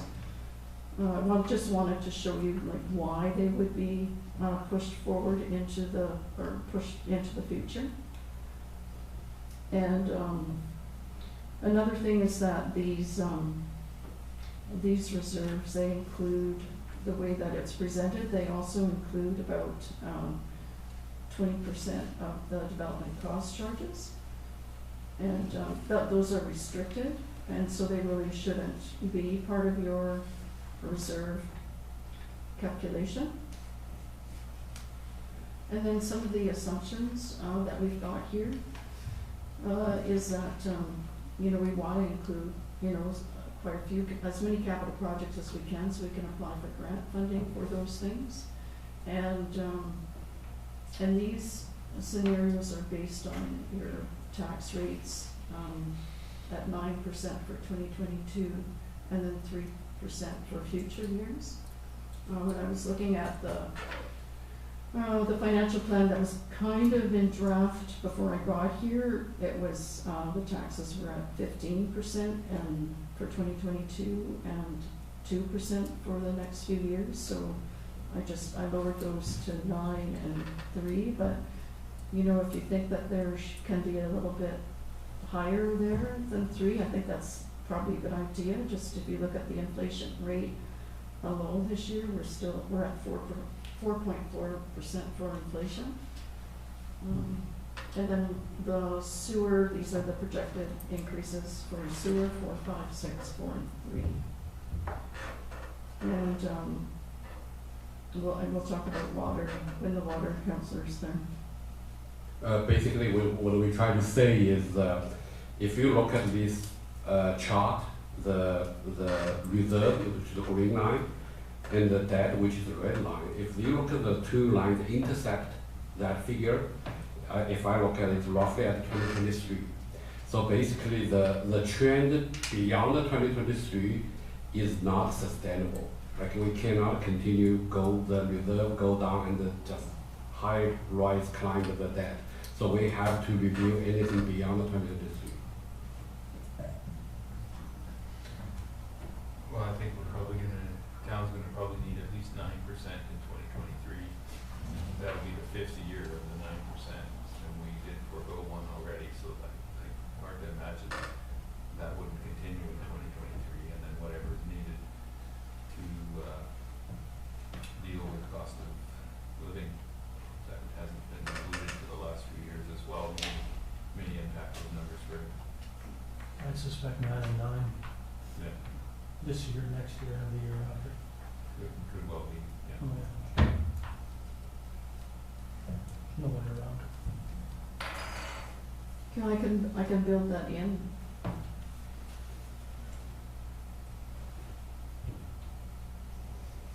You might as well, it'll be up to the next council to beat it back. Beat it back, yeah. Yeah, that's true. But if you still have an indication going in of what's needed, I don't think there's any way around it myself, given how operations has, and kudos to all of you for operating the way that you have for the last 40 years, with virtual zero increases. Okay. Councillor. Thank you, Worship. So have we looked at what the increases would need to be through to 2026 to make the capital plan sustainable, essentially, so that we're not depleting our reserves down to zero? The capital projects are so large, right? Like, they're all $1 million and over, really. So it's so significant. It's not like you can raise $1 million, right? No matter how much you increase your taxes. So it's just about trying to, spread out your capital a bit more, make your assets sweat, right? And keep trying to get healthy tax increases, right? And you're starting off from a really low you know, you always try to keep your taxes really low, right? And so when you increase the taxes by 3%, it doesn't, you know, it doesn't really, it's not a big dollar value, right? If your property taxes are $14 million and you raise your taxes by 1%, it's only $14,000. Like, you know, so it's kind of, you know, it's a difficult situation, but you can get there. You just have to keep, you know, never do zero increases. They just, they catch up with you, right? It's better just Well, to it's do negative, slow. basically, they do a zero. Yes, with inflation. There are times that you have to pull in. A zero is to me healthy on occasion. It makes staff better. You know, it's not something you can do every year or you can do very often, but it's still something when you say to your staff, hey, it's time to pull in the reins a little bit, get creative, be efficient. Yeah, but I think when you're lean already, you know, say, well, starve yourself, you know, because we need to be leaner, right? At some point, you know, it just, not that that's been happening, but it's just, you know, it's finding balance, right, always. And everybody puts those things in, you know, in different spots, right? Okay. So I had to include just a little something on asset management before we got into capital. And, you know, GIS helps us manage our assets. We have $78 million in assets. That's just historical costs. That's definitely not replacement cost. You look at that Gallagher Lake siphon, you know, Sean says it's like 5% of the whole canal, and we spent 10 million on it, right? I mean, that's just one little piece of our asset infrastructure. And if you have a GIS system, you can answer all these questions. Once you build in the data, what do we own? Where is it? What is it worth? What condition is it in? It all takes time to get these, and you won't get them overnight.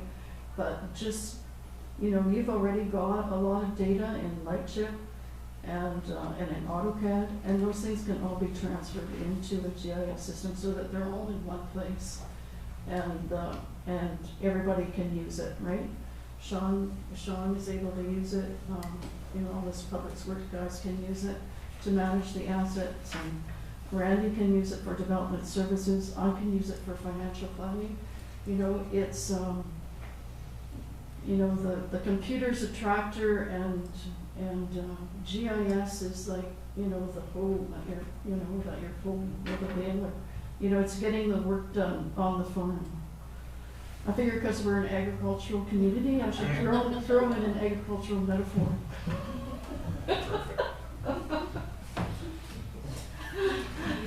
Have to do it again when Councilor Michelle arrives. Yeah. Yeah, that'd be fun. Okay. Okay, and then when we have that, then we're able to manage those assets, and we can do these things, manage the financial plan, we can manage risk, you know, we understand what materials in the ground or make a good estimate for it, you know, and how long that material will last. We'll be able to plan when things should be done. I mean, right now we've got engineering reports from TRU, and that's great, but being able to have that hands-on your own data is, you know, that's just going the next step. And then utilizing best practices and asset management and trying to be more sustainable. So these are the goals.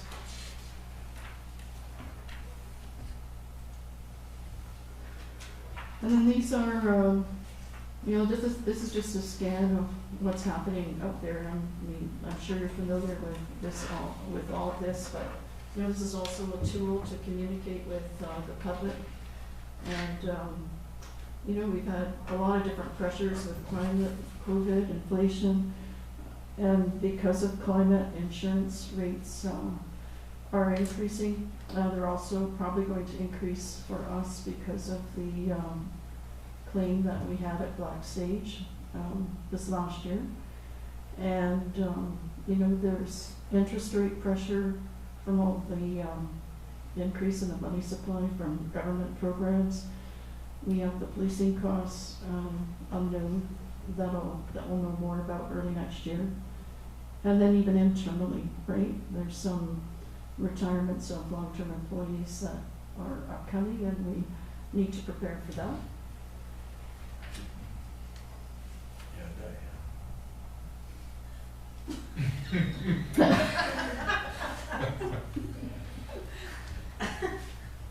I think people left before me.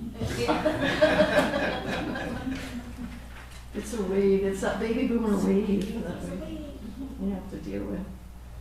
And this is just a breakdown of your capital and operating fund expenditures. So together, general water and sewer operating and capital for 2022 is projected to be about 16 million.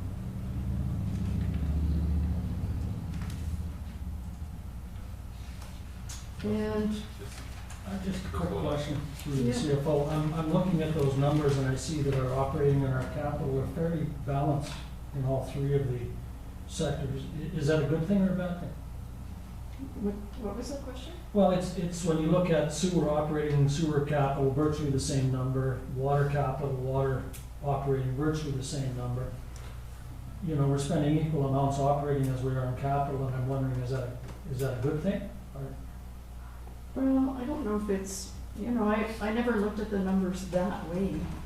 You know, you're spending money on capital, because you've identified certain projects that need to be done, right? And those projects, one of the things I wanted to show, and I didn't do it this time, but I will once we've got everything tied down, and to show how much you've been investing in infrastructure, you know, over the last 10 years. You know, showed your reserves, showed your debt, but I haven't showed you how much you're investing back into the community. So, you know, your operating budgets, those are gonna be what they are, right? So that you can maintain a certain level of service. And then you've decided that you can take on these additional projects. Right, so that'll change, depending on what you do. In general, the municipality's operating budget will be a little bit larger than the capital budget, unless in certain years you carry on a huge capital project. In our case, like 50-50, like almost even, it shows we are heavy spending on capital. I guess I'm just thinking like a house, if you spend half your money on the mortgage to buy the place and the other half on operating. Yeah, You probably do more. you can't compare this to a house. Huh? No. Because look at how much, I don't know. I don't know how. no, I don't think you can. I'm just, no, I'm not necessarily comparing it, I'm just No. saying that that's how I'm thinking of life, is that, you know, half of it's No, going you know- into you know buying the why? assets You and know half why? of it's going Because- into operating the assets. I think because you're, like, you might be thinking of your house over, let's say, a 25 or 30-year span. But the assets for the city, I mean, it's, you know, probably the average life is probably 80 years, and the infrastructure is still. But the average life of a house is 80 years, but Yeah, and then you gotta, like, this doesn't include, money that you're putting aside for infrastructure. This is all we intend to do this year, right? It's just a snapshot in a very small window of time, right? So that can change from one year to the next.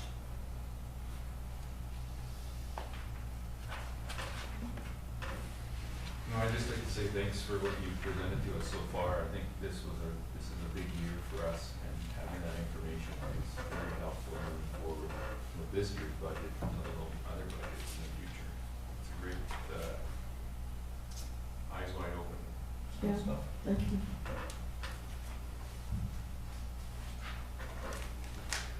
Okay, and then, you know, if you have a, you know, an asset management plan, you'd be looking at your projects in terms of, you know, risk, you know, look at their life and, you know, whether you can you know, what are the risks of failure, how much longer can it last, how many, you know, is it causing you grief, are there emergency call-outs and these types of things. And, you know, but we're relying a lot on engineering reports, I think, and, you know, our best, you know, people on the ground. And this is what kind of ranked the different projects as.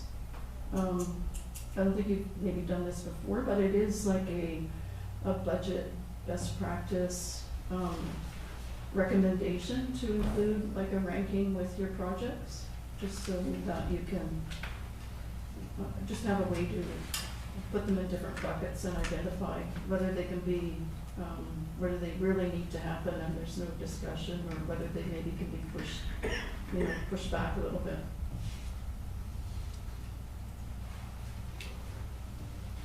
And so this is just a summary of all the capital expenditures, with the different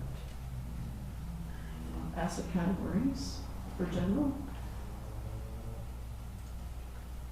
And this is sewer and the proposed rate increases. And we'll get back to water later.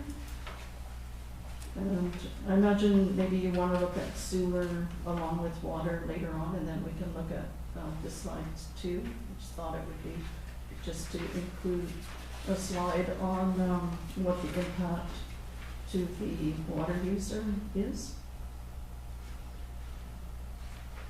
And that's the end of part one of the presentation. I don't know if you want to take a break, or if you want to keep on going. We do have snacks coming in about 2:30ish now, so Rochelle should be showing up, or Brianne will be showing up pretty soon. So we could take a break if you're ready. Sure.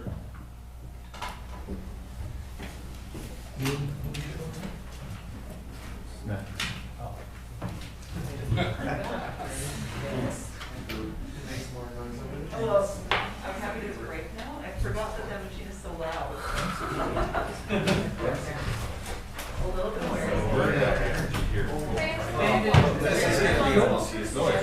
When I first read through all that, now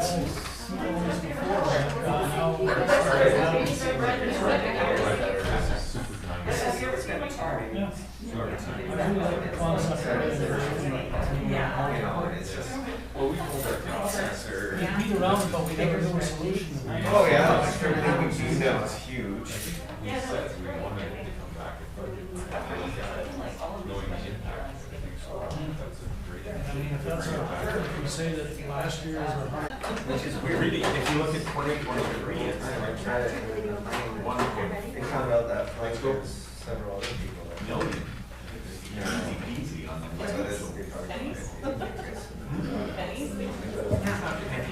it was probably after, you know, how you didn't get that. This year's 3.9, 1.4.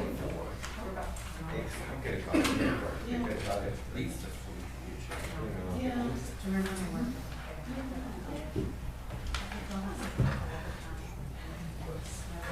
Yeah.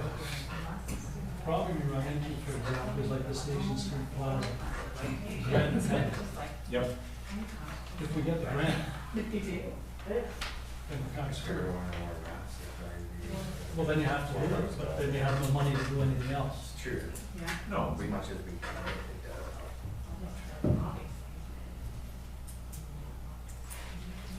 Kind of is true. Well, you could have spent more there. At some point, then you gotta go. Or do you wanna wipe it off?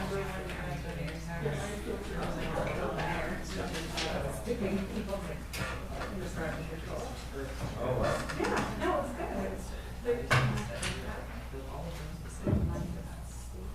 Yeah. Yeah.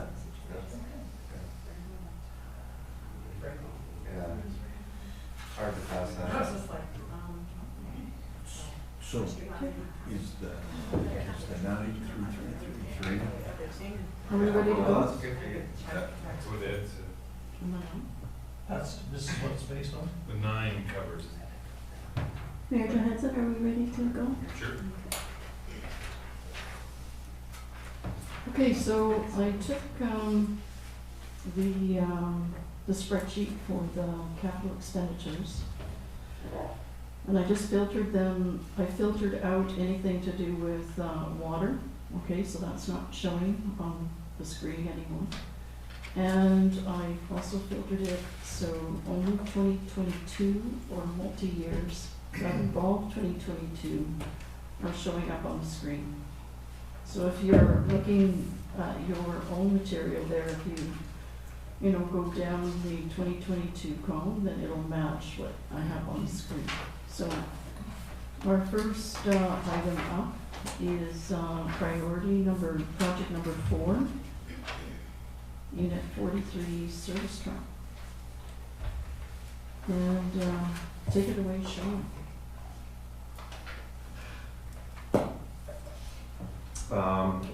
Well, we couldn't replace any service trucks, or sorry, did you say service truck? Yeah, okay. Yeah. Okay, so this is it's our service crew uses the service truck on digs, water and sewer generally, and various other projects, and it's starting to get quite old, and it's not as useful anymore. So we wanted to upgrade the service truck. It's been on the 5-year capital for a little while, and it's coming up in 2022. If there are any questions on that? Just want to double check, we will not talk about anything have water involved, right? So in this one, water. All our vehicles could be water and sewer. Okay, so we should, if you have this sheet, if you have this big Excel sheet, do you have this? Mm-hmm. And we should start with the 2022 capital program with no water funding involved. Because otherwise, water control will only show up in fall. Okay, but let's tell me what to talk about, and I'll talk about it. Councilor Bennett? Thank you, Your Worship. Just for staff's clarification, there was a small discussion over here earlier on. All of these items are funded out of the equipment fund. Mm-hmm. And if we don't get them, we would have to raid the equipment fund, the equipment reserve, in order to use any of that money for any other capital projects. So the view is because the equipment fund is self-funding over the years on the basis of replacing itself, there wasn't really a whole lot of need for discussion of anything all the way down to as soon as we hit computer software, the GSR. Okay. Oh, that's great. Because it's self-funded. Yeah, I would agree. Like, most of it is self-funding. It's when we get to the point where we've depleted any of our equipment reserves and we can't replace a certain piece of equipment.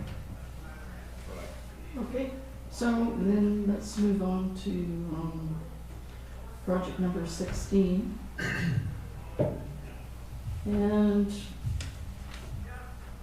we have a number of things in the budget here. I have this listed as P1 critical, but I did check in with our IT on the condition of our data file server, which is, this is for all our financial data that we process.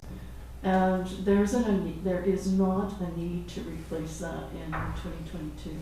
So we probably just should, we could defer it to 2023.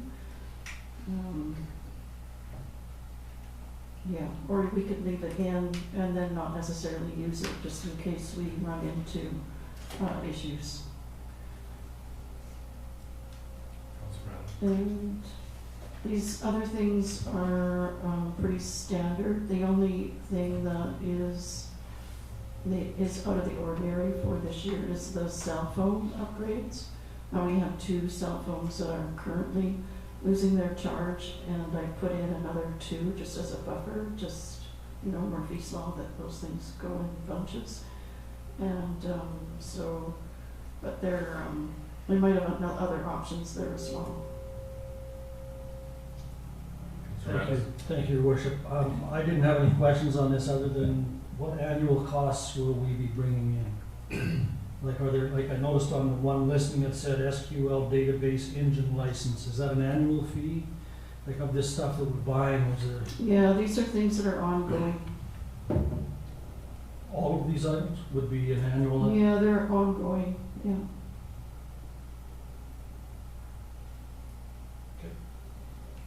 That was my question.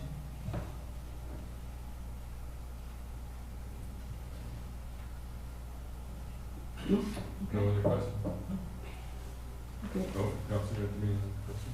Well, just for clarification then, did you say that this is not necessary in 2022? No, 24. By city, Oh, just that little portion. I just wouldn't necessarily remove it just in case like there is an issue, I would keep it in the budget, but if it, you know, if it's good throughout the year, I won't replace it just because it's in the budget. Thank you. Well, just to add on to that, it's coming out of reserve anyway. Is there a need to include it in the budget if you need to replace it? Or do you want it sitting, you would order it right away and just have it sitting there? No, I would just leave it here, and if it isn't used, then it would stay in reserves. Councilor Matts? Yeah, I would just roll back Yeah. into surplus at the end of the year. Okay. Thank you.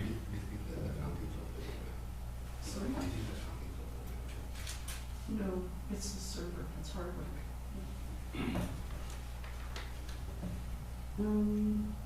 Okay, and then the,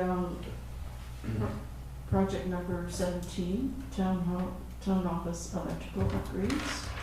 Okay, so we planned on, in December, doing some electrical upgrades. We've had some problems upstairs, town office, and we feel that we may not get all the job completed, and there may be a little bit extra. We're working on quotes right now, and with a contractor, and we may need the additional 20 grand to carry over into 2022.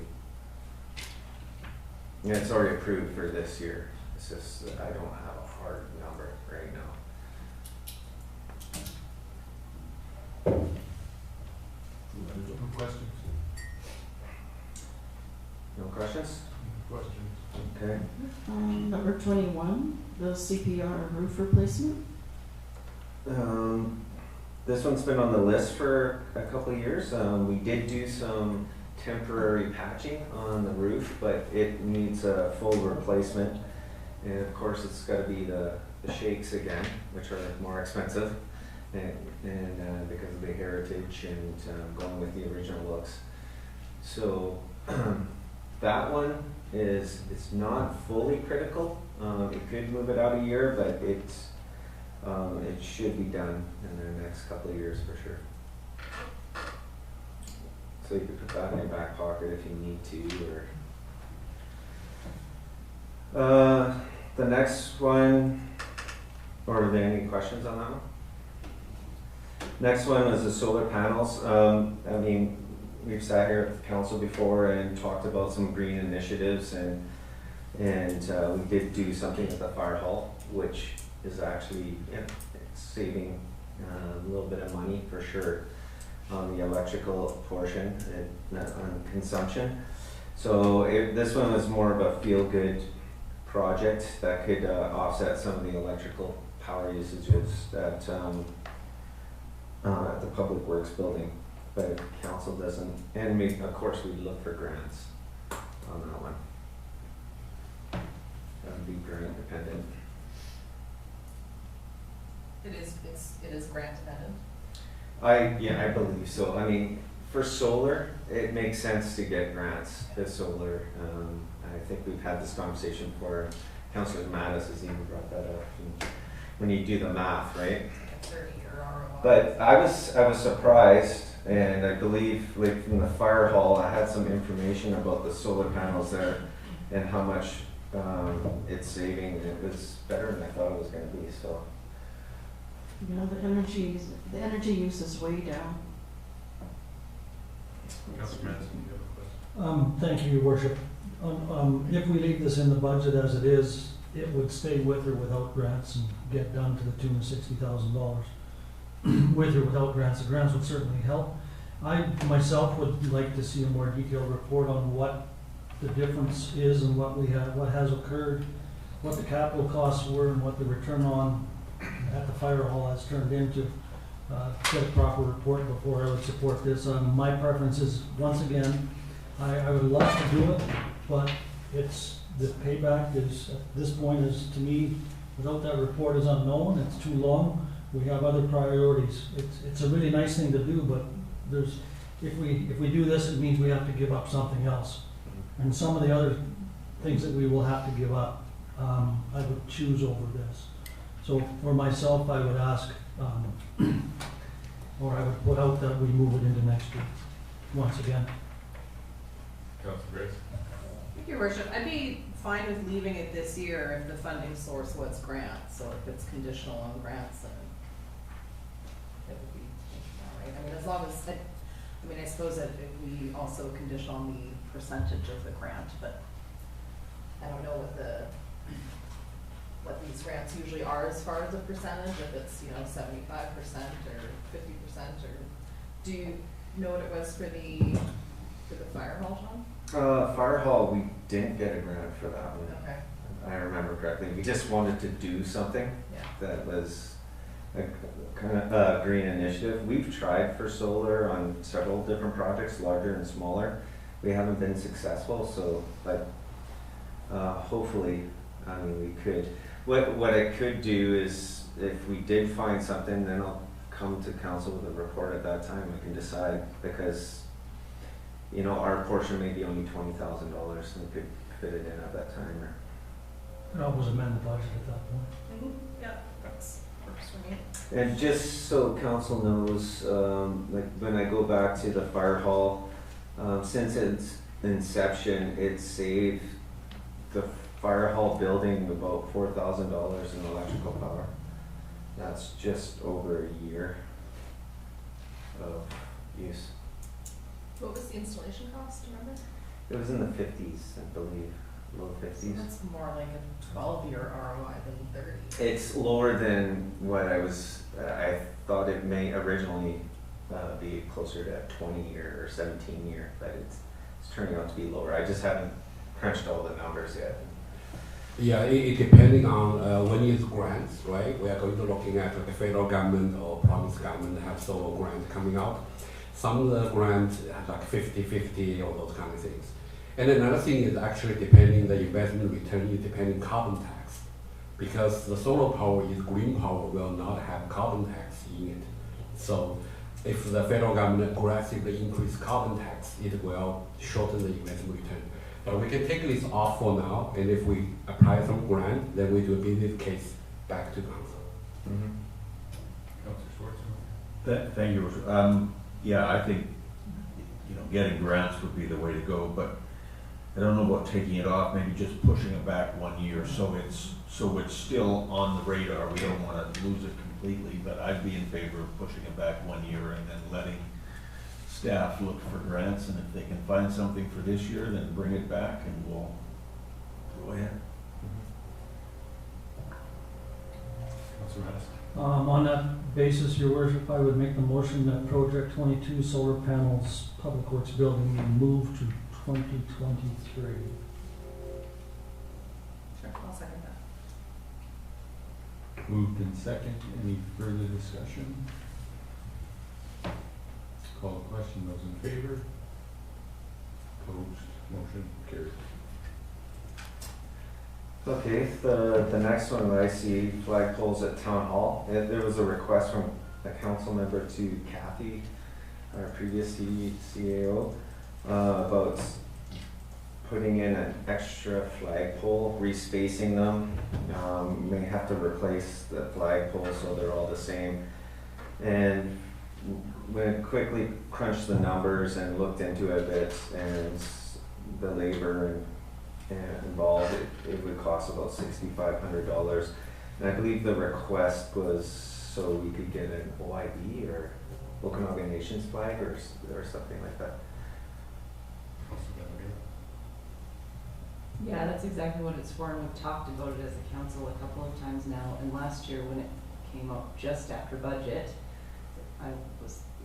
we missed budget, and thinking, oh, just throw in one more flagpole, but it's not that simple. They need to all be moved. We have to respace them all. Rejigged, and so it's a bit more of a project, Yeah. so it would be really nice to get that done this year. Council Grace? Thank you, Your Worship. Do you know if there's been any discussion with the band, because I imagine we need some permission or something to fly the flag? Well, I was just gonna say, all we did was have that joint council meeting where it came up as a suggestion. Until we get back with the OIB to get some confirmation on which flag that they may want to fly, the OIB flag or the Silk Nation flag. Probably our community will be another opportunity to do that. The only question I would have was just around, do we need another flagpole, or is there an opportunity with the town flag to be put on a different type of structure on the town building itself? I just throwing that out there, whether we need to do another, we could have the Canadian flag, the British Columbia flag, and the OIB or Silk Nation flag, and the town flag could be flowing in a different place on the building, just as. Yeah, we could look at doing something like that. Yeah. And sorry, Councilor Benjamin, you have your hand up, I think. Yeah, sure, thank you. Just a couple of comments. We did talk about it at our last council-to-council meeting and agreed that as a group then that we would fly a flag, and we just have to decide which one. And I don't know anything about flag protocols, but when Kathy was looking into this last year, she said there is some sort of proper way and order to put all of the flags together side by side, sort of thing. I'm not an expert on where flags are meant to be placed. Councilman. Yeah, I'm totally in favor of this. I think even if the OIB is unable to determine which flag, there are many other flags over the course of the year that would like to be flown, I'm sure. Whether it be for the Mothers Against Harm or whatever the case may be, we have other opportunities. And I do like, I'm glad the mayor brought up the concept of looking at other options. We may end up not spending the amount, but I certainly support the amount. CAO? Canadian Heritage Ministry does have a flag protocol, federal, provincial, municipal. So it will be hard for us, it's almost like we have to follow federal with provincial, municipal. Then we might have just maybe pick another spot to put the OIB or the Okanagan Nation flag. We don't have to follow any rules. Well, let's leave it in budget and we'll confirm which flag OIB would like us to fly. And we can look into what the best protocol is on how to fly that flag. But it's reserved, so it's not saving us any taxation, it's just whether we use it or not. Okay. Station Street Phase 2 and the storm pipe upgrade at Fairview. Both of those are part of the project that's being done right now. That's carryover money that they'll have to complete some portions of each project in the spring, it looks like. I was trying to get an update from our engineers, but I may not have that until next week on what will actually be carried over or not, so that's more of a guess right now.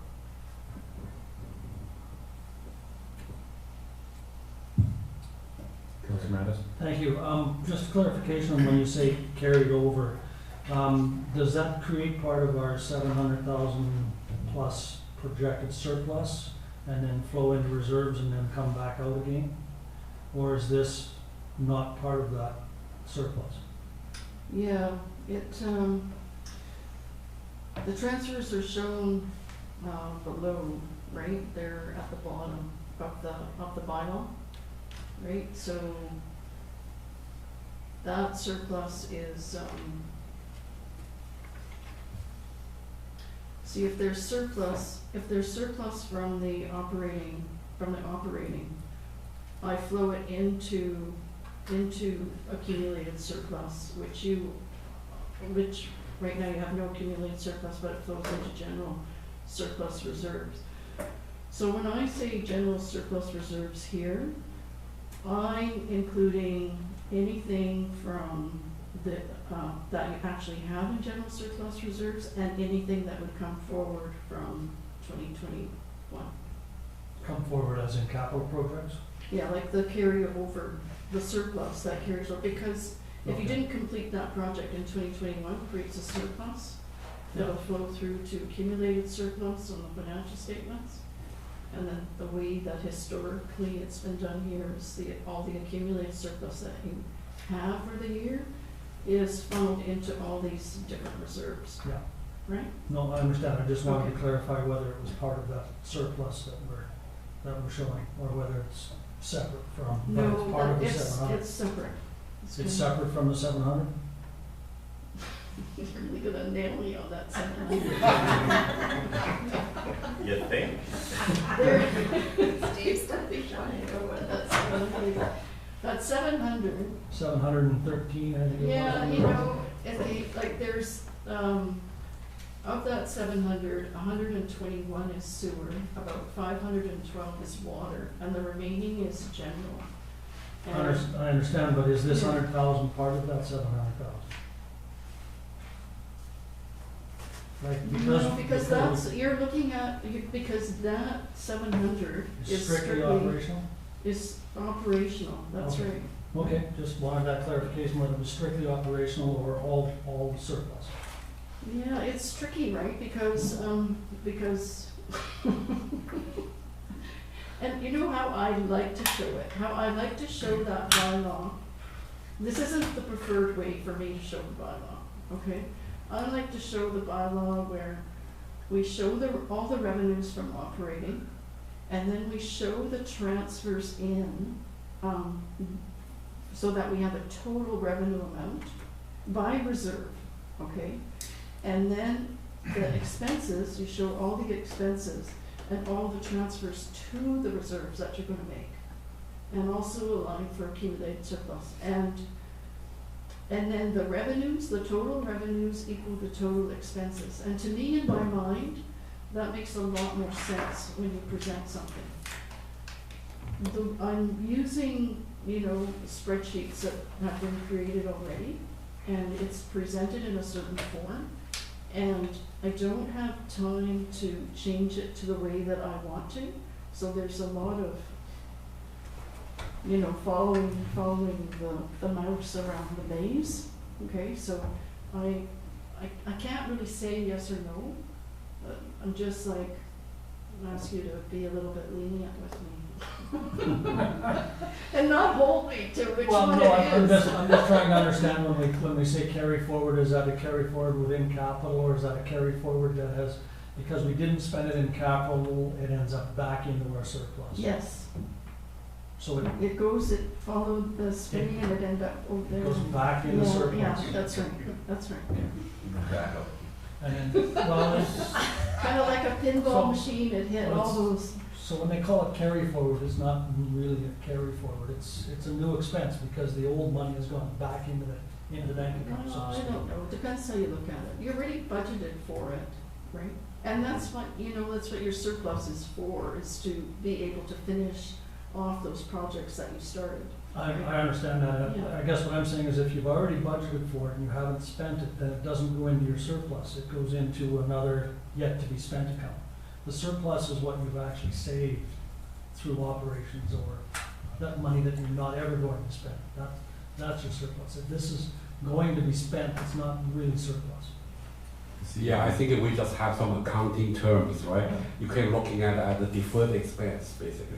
The expense should occur in this year, but did not occur, so it's deferred expense at the It's a next. deferred expense, but it's not really, and it is a surplus, but it isn't really. Yeah, usually people understand surplus is something like your extra money, right? You can allocate it to other things. Well, it's not extra because it's already spoken. Yeah. Councillor Benjamin?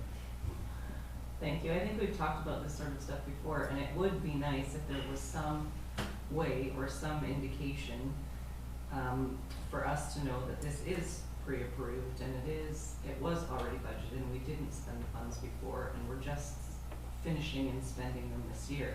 As opposed to, I mean, we're not gonna debate this one, but it's happened in the past where we've had to re-debate a project the following year that we all agreed on and all approved, and then we run out of time, and we have to make the case for it again. So it would be nice somehow for that to be indicated that the money was collected for this purpose and it just hasn't been spent yet. Yeah, we can do that moving forward for sure. I put in there carry forward, but if it says carry over or carry forward, then that's what's happened in the comments.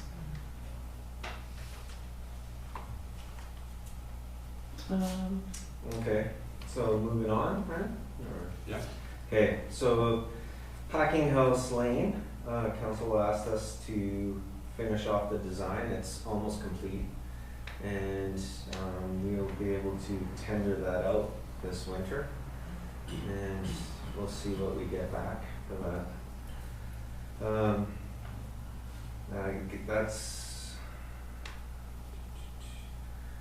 We did already receive some money from the project developer for a portion of the project. That's accounted for, Alma? Yeah, so that's that. The $290,000. So they're paying for a portion of their frontage and up to the, around the property for a certain distance. Were there any questions on that one? Just, so our portion's 800? It'd be closer to that, yeah.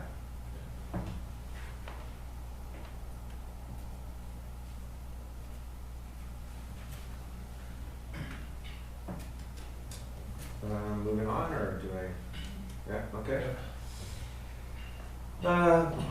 Kootenai Street and Okanagan, these were projects that we wanted to get some design work done, and then decide in the future when we wanted to complete them. I mean, right now we have them for Okanagan for 2023 and Kootenai 2024, but again, they're large projects, and same with School Avenue below that.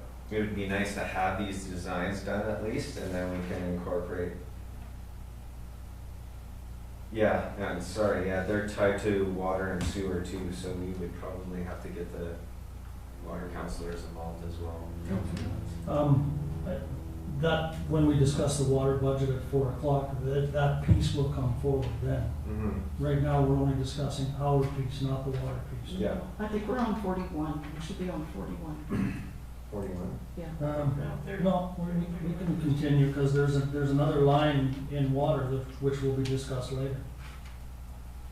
This isn't the water portion that we're talking about.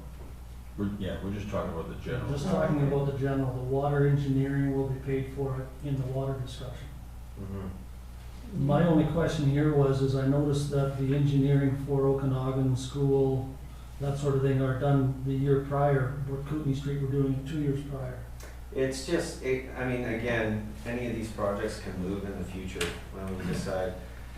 It's to have the designs done and completed, and then if we run into any grants, because they can, you probably have a better chance when you're upgrading domestic water or sewer, and if you have a combination of a project like that, you may be able to find a grant that could help us out. But if we have it at least pre-designed to a certain point, not to the 100%, but to a point that where we can present it, then we should have that in our pocket, because at some point in the future, we're gonna have to do something.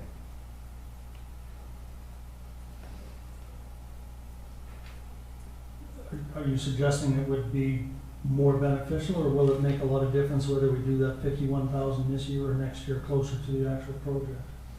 Well, Kootenai you could put off.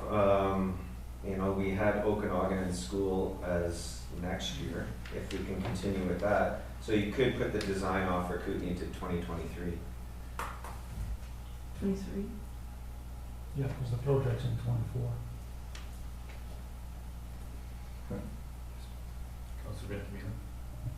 Thank you. I just have a couple of questions. May I ask, how do you decide whether something, because those are all similar, same stuff, same idea, right? Getting prepared for a project. How do you decide what comes from the community works fund and what goes to debt? And then the second question is, if we do put Kootenai off 1 year and keep Okanagan in school this year, the way that they're labeled is 1, 2, 3, which I thought indicates that Kootenai's the highest priority of the three. Well, we had a road assessment done years ago, and then we just concluded one just about another year ago. So there are some improvements in pavement distress and different things that you look at. So this budget, general budget, looks at the pavement, sidewalk, curb, storm. The other budgets look at the sewer and water, and one can actually dictate doing the other ones. If we find out that we have, like for instance, if we look down just a little bit further where it says S4 Okanagan sewer upgrade, that was an assessment that we did with our sewer mains, and we need some upgrades, and there was some critical pieces of the pipe that aren't in good shape anymore. And so that one kind of triggers the other two. Sometimes you have to remove and upgrade the water main because it's right beside it, and then of course you're going to tear the road apart, right? So we try to divide it through all. So Kootenai has always been, it was number one, just to make it a nicer road and do some improvements on it. But it's not critical, like the surface isn't critical. People can still drive on it. It's not the worst road in town. No, that's saying something for bad roads. Okay, so the line 33, the sewer upgrade, makes line 32 and 31 more important than 30, basically. Just because it's in close proximity to those other, like the S4 sewer upgrade bumps School Ave and Okanagan Street up on the priority list because of just what you mentioned, the stuff underground. Yeah, it's misleading unless I'm looking at the pictures. Okanagan Street rehabilitation, that's on the north section of Fairview mostly, and some on the south. Whereas this Okanagan sewer upgrade actually comes into Similkameen over to the area where you live, the Columbia area, and that whole area where Tulameen and Columbia and all flows into the sewer pipe and then goes into and then flows towards Kootenai. So it's a catchment area in there, and the main pipes are starting to show their age for sure. There's and we did CCTV lots of our sewer pipe throughout the years, and it was pointed out from True that that was a critical spot that needs to be replaced. So Maybe my last follow-up. I just want to make sure that I'm understanding. I don't know if I am. So the fact that that is important is what has, it somehow connects then with the other two, the Okanagan Street and the School app, which is what now gives them. no, they're not. It's not connected. Not at all. No, that's what I was trying to explain. Oh, okay. So then back no, to it's that different question. sections of town. So, but then back to that question, why does, if our original priority based on our roads assessment was 1, 2, 3, what makes the decision then to bump School and Okanagan Street and drop Kootenai? Just 2 for 1. well, Same price. yeah. Kootenai needs. We always looked at it as Kootenai maybe being we could upgrade the street, whereas the other two they're less expensive. They don't have maybe as much infrastructure around them, and there are places where we need to put curb and gutter, but when it came to the 1, 2, 3, that was done on a pavement distress. Like they go through, they say, like they walk each street and look at it in sections. The road base is bad, the pavement's failing, and that. Kootenai has different sections. Some sections are worse than others, and it was moved up because we thought that if you upgraded the whole thing, it just looked nicer. Like some areas are worse than others. And sometimes it's just us dictating. If they're 1, 2, 3, you could do either of them, right? They're all close to each other. They're all top. If it was 1 versus 15, it'd be different, right? Thanks. Councillor Rose. Thank you, Worship. So just going back to sort of grant funding potentially being tied to these, would that change the priority of any of these projects at all? Because you talked about sort of having them shelf ready so that if grants do become available, they're ready to go. Is that sort of a factor in the ranking of these at all, or is it in your opinion, is it fine to push Kootenai off a year? Yeah, Kootenai would be fine to push off a year, yeah. Yeah, it's just when you have that ready, the more information you have and the more that you've done with your asset management and you can prove that you're doing your due diligence and showing your infrastructure and what's failing or what's about to fail, then it just gives you better scores on your grant application. And then you have a better chance, right? Councillor Madison, if you'd like. Thank you, Your Worship. Question through the director. Is Project 33 linked with Project 35? I see they both have Similkameen on them. Yeah, well, they tie, Okanagan ties into Similkameen, that'd be the next phase. So the piping from basically Tulameen, or just from the intersection where Fairview and Similkameen and Spartan, that four-way intersection, that pipe all the way down to Airport Street, it was noted as needing replacement in the next few years. So it's like a key piece of infrastructure that needs to be replaced. But we thought we would start with some of the smaller side pipes that feed into it in that area. Okay. Yeah. They all need to be done at some point, but not all at the same time though. Okay, thank you. That answers that. And then follow up in a different tack. I would make the motion that the $51,000 for Project 30 Cooten Street Mill Pave Overlay be moved to 2023. I'll second. Further discussion? Call the question, all in favor? Opposed, motion is carried. Okay, so if we continue down the list, Station Street Plaza, that's not mine. Randy, you want to speak to that? Or Elma? I think Randy should. I think we should do. Thank you, Worship. I can speak to the grant side of things. So we applied to the Canada Community Revitalization Fund grant in July, and it's taken a lot of time to find out if we've been successful. I was told in November sometime. The cost of the plaza was estimated around $1 million, and this grant could cover up to 75% to a maximum of $750,000. So that would leave approximately $250,000 for the towns to cover.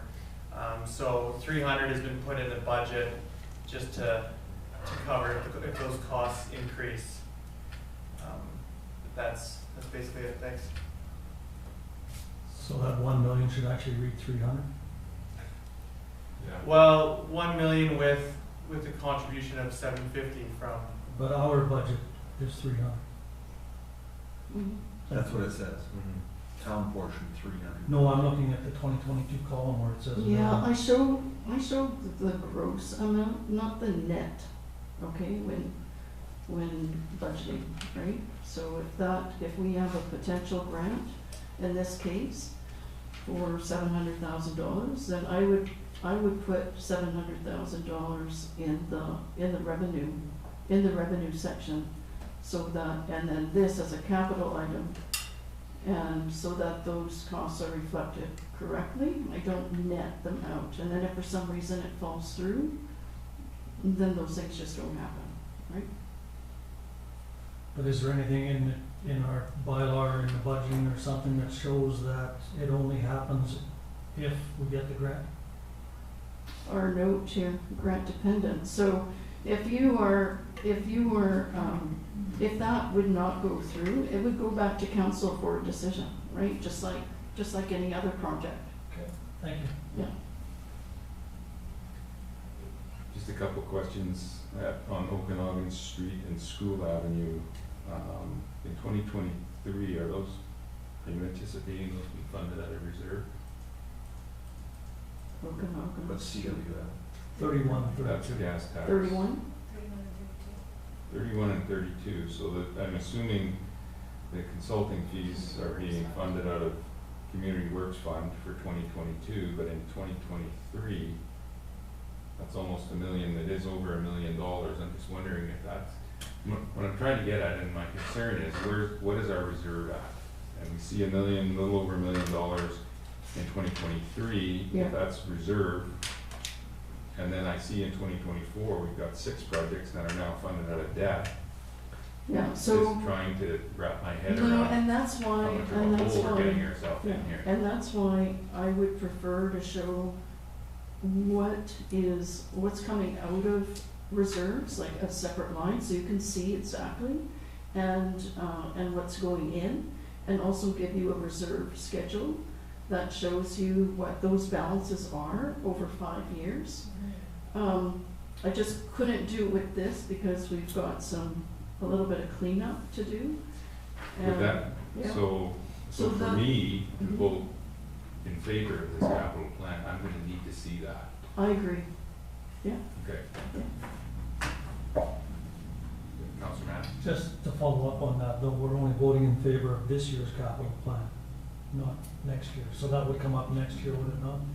Well, it's a So five-year council plan. would have to chew over it at that time. There still has to be money in that reserve to cover those, I'm just, Yeah. like for me, I'm just trying to look forward to, yes, another council will make that decision in 2023, but if we spend all our reserve in 2022, then all we're leaving is debt for 2023 and 2024.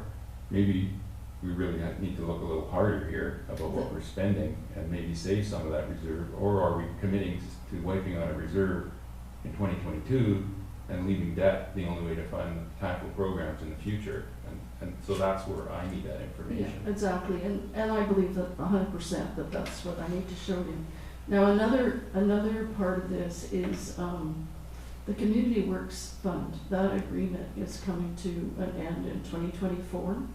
And when we've been doing the annual reporting, they've been asking us, do you intend to spend all this money by 2024? Because, you like to hang on to a little bit if you can. And so I did this plan with the purpose of spending all the Community Works Fund by 2024, so that balance is zero. So that if the government comes back, you don't want to do a report to the government and say that, oh, I've still got, $500,000 in there. Well, didn't you? They might claw it back. You don't know, right? So the plan is to show that those funds are totally used by 2024, so that when we do our annual report to the government, we can say, yes, we have a plan for those funds. Yes, we intend to use them. But I agree, you should still see the balances. One other question?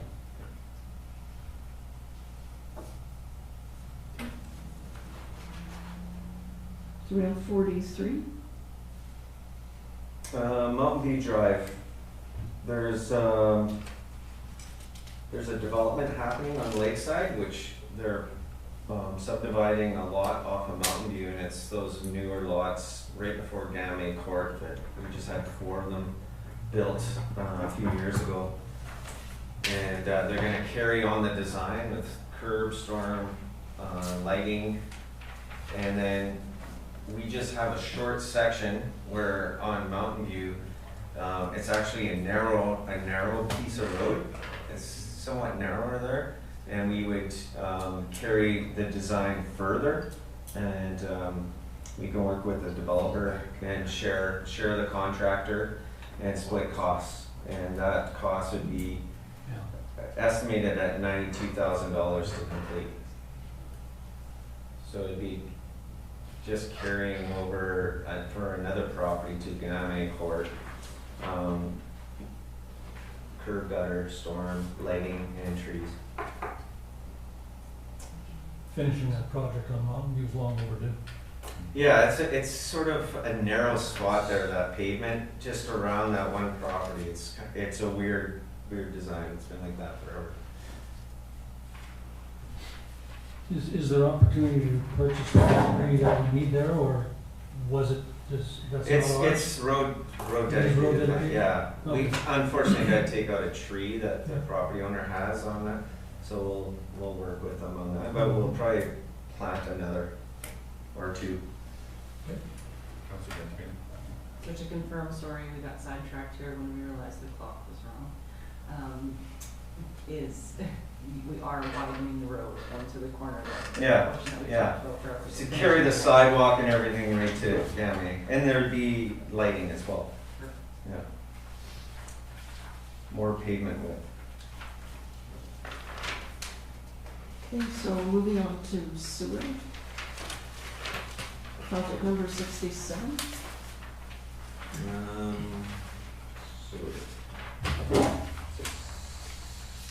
Oh, okay, we talked about 33, that was Okanagan and Smokinee. This is the sewer portion, which makes up a good portion of the project. So 67, Rotary Beach discharge connection upgrades. Our lift station at Rotary Beach has having some issues right now, and so we are planning on doing some investigation soon on it, and we'll have some better ideas, and we're hoping that cost comes down. I'm hoping I can get True down here, and then with our own operators, trying to figure out a plan on how we can make the necessary fixes. And so what's happening is when the pumps kick in and they pump, well, there's I'm trying to remember the terminology. I think I wrote it down in here. Be able to explain it better. You probably love the screen. There we go. Oh, you got it. Okay, yeah. The bottom boot where the lift pump is connected to at the bottom of the lift station is called a discharge connection in a guide system, and it currently doesn't have a good seal. So a lot of the waste that's getting pumped up the line, some of that is flowing back and into the lift station. So your pumps are just working more frequently and stuff. So it needs to be fixed. So to get rid of that problem, and over time it's just it seems to be getting worse over time. So it's now on our radar, and we need to do the necessary work. The majority of that cost is all the work itself isn't going to cost that much. It's then we have to have it, that takes in like the whole a good portion of the Tuckalnuit area, and you're going to have pumps working, trucks, hydrovac trucks, and constantly pumping the sewer, and while these guys are working down there and replacing parts and pieces and stuff, so that starts adding up over time. That probably makes up half the project, right? Is there any other questions on that? Okay, moving on. Again, this was more of a feel-good project. We've been trying for years to get a solar project to offset some of the costs, either at our high lift or equalization basin area, where we consume a lot of power, or up at our Talking Lake waste treatment plant, which our blower building consumes the most power of any building that we have.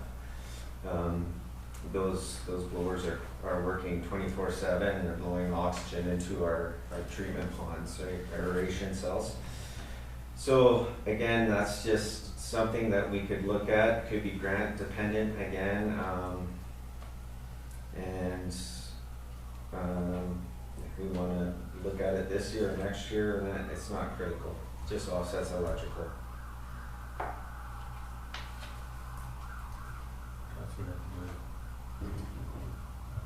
Thank you. I think those solar projects, they feel good, but they're also important. And so we have started with 2 of them in there. I would like to see us move forward with 1 for now. If this isn't the final version, we might get to the end and realize that it's just not gonna be doable, but I would like to try and see us move forward from this stage with one of those, whatever you would consider like, you know, if we're gonna do one this year, which one would be that, you know, provide the most bang for our buck? Well, I mean, the power consumption on the sewer system is huge, right? So whether we're running high lift pumps and stuff, but if you look at the budget for 2023, it's light in the sewer right now. It may make sense to move that one over and then try it for the other one this year. And the general lift. Councilor Mattis? Thank you, Your Worship. My you question may- was along the same lines, but it was more a case of, goes back to what the mayor said earlier on, when we spend this $911,000 on this project, where does that leave us? What state are we in as far as our sewer reserves and sewer funds go? If I had an answer to that question, I would probably be more supportive, and I am supportive of this, which may surprise some people at the table. But I am Directly at me. well, no, I got a side eye as well. I am supportive of this project, but to me, it's all dependent on, and I know on the general side that it's tight, there's not a lot of money there, but I don't know where we stand on the sewer side. And if we're in good standing, given where we're headed next year, with a light portion on that, if between the 2 years we're gonna end up in good shape going into 2024, I'd be really supportive of it. But I need to know that answer first. Yeah, anytime, like if you look, let's just go back to the beginning.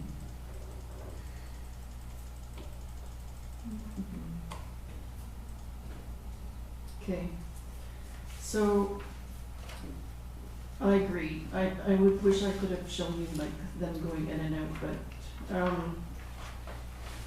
on project number 35, like you see how in 2024, I'm using debt for that. Right. That's a sign that it's stressed, right? That budget is under stress. I wouldn't have selected debt if there was enough in that reserve pool to handle it. And so what would happen is if you push that other one, into 2023, I would probably push this one for project 35 into 2025. I would start moving things down the line here to make it work. And then the ones that are on the periphery, they would just fade off. Because obviously you can't just drain all your reserves and start taking on debt. And so, but it's what I kind of had to work with within the parameters I had. So I would say that would probably be, more prudent to put it into 2023.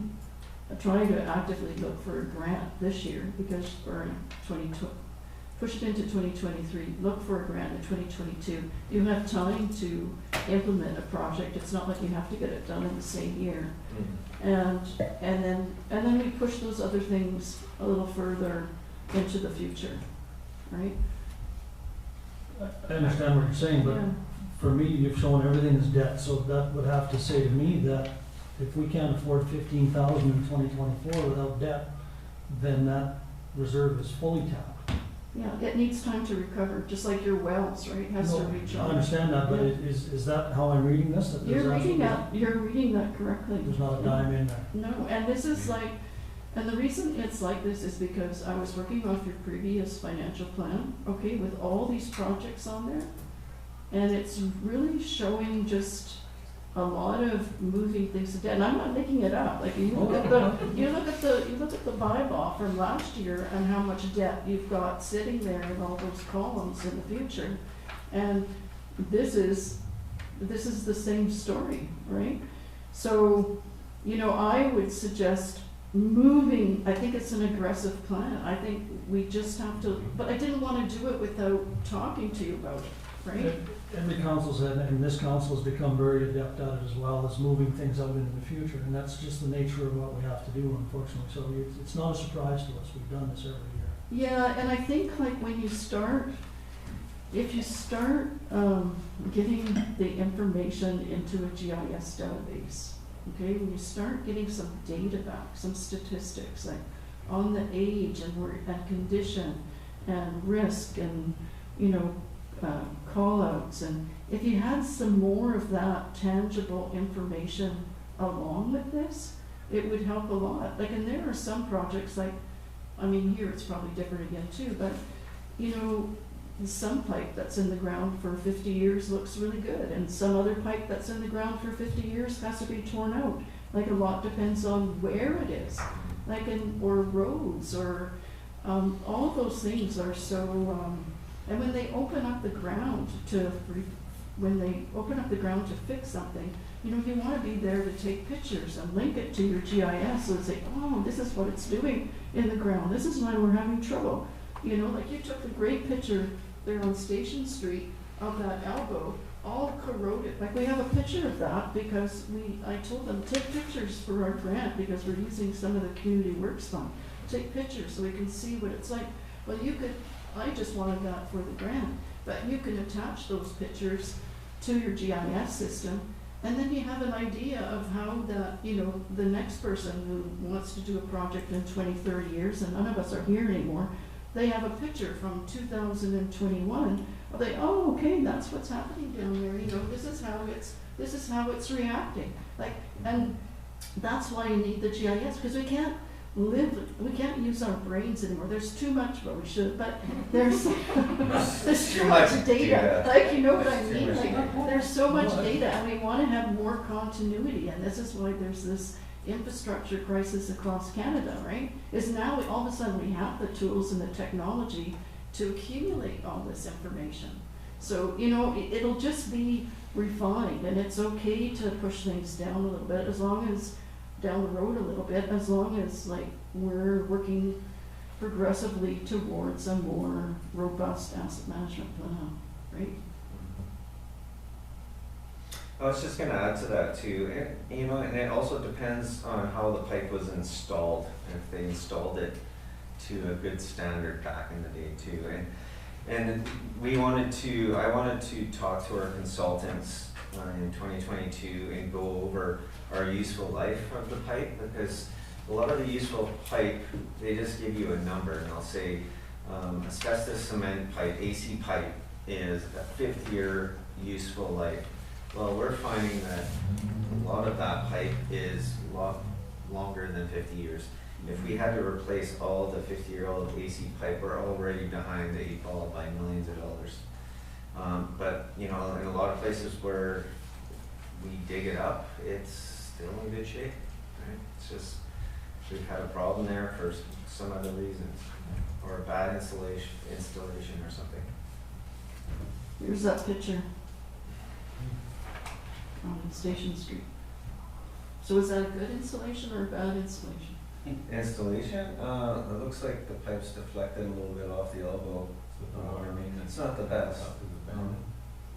And then you look at and then usually if they usually want to bed things in sand or the appropriate, and if it's, I think back in the day, and you go back 50, 60, 70 years, they use the native ground. So then sometimes there's rocks that are up against the pipe, and water pipe vibrates, and over time it wears into it, and things can happen. That's why you use sand or other materials. Anyways, carrying on.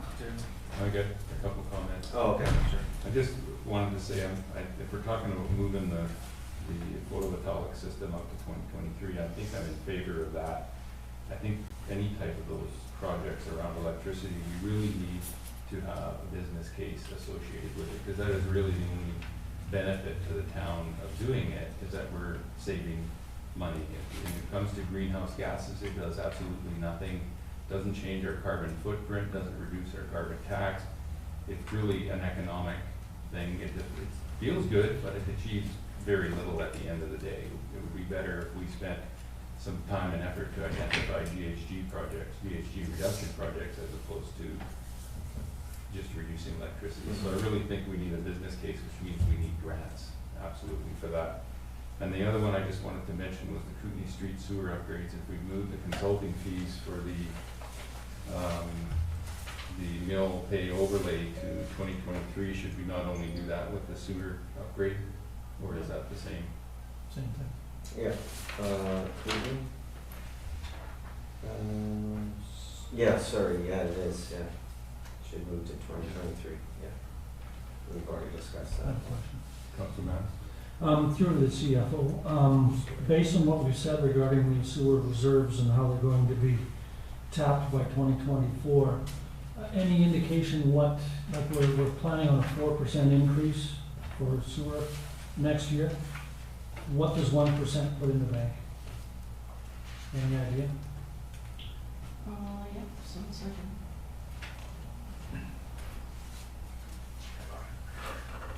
Well, I have a feeling you might ask me this. Remember. Yeah, you gotta be.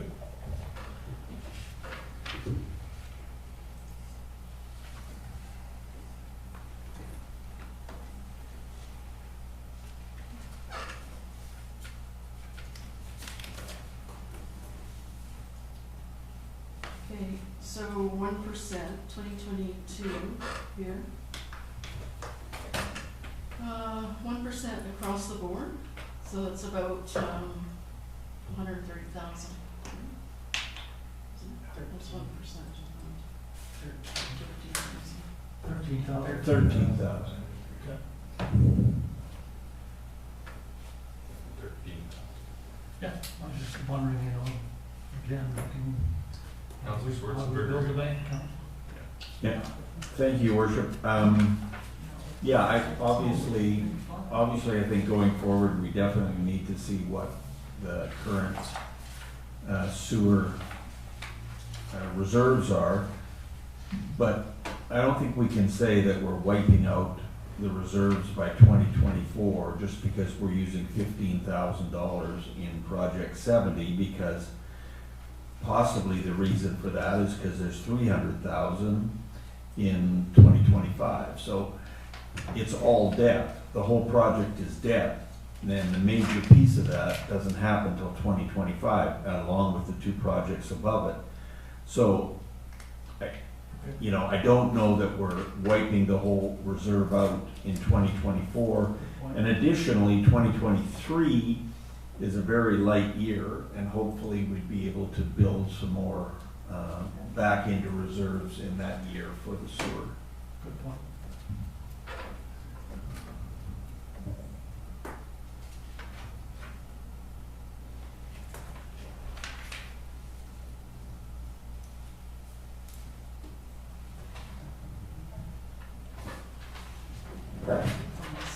You have to remember, it's not just, but you are putting about $190,000 into your sewer reserves every year, right? You are replenishing. But you're taking like I have that, you're taking out 911,000 in 2022, which takes it down to the wire, right? And so then you're back to square one. So that's why those numbers are saying debt. It's because we've taken, we're planning to take a lot out in 2022, right? Like that 661, right? 150, 80. Yeah, No 80. it would all be debt, based on 190. If we're taking it down to the wire this year, based on 190 in 2023 and 2024, that takes you up to about 400, which is the very first project, the Kootenai Street. See that So you're back to zero again. Yeah, like 2022, like they're tied to other funds, right? Like they're tied to your general and your water. So if those funds are going ahead with it, sewer's gotta come tag along. Mhm. So, if you say no to one, it kinda, well, you know that, right? That mixes all of them, right? So sewer's kinda coming along for the ride now, but it won't be able to down the road, and that'll affect those other funds as well. But I have a feeling that those funds are probably accessing debt as well. Councilor Councillor Matson. Questions for yourself. Did we make a motion or anything regarding the 20K for Cootie Street?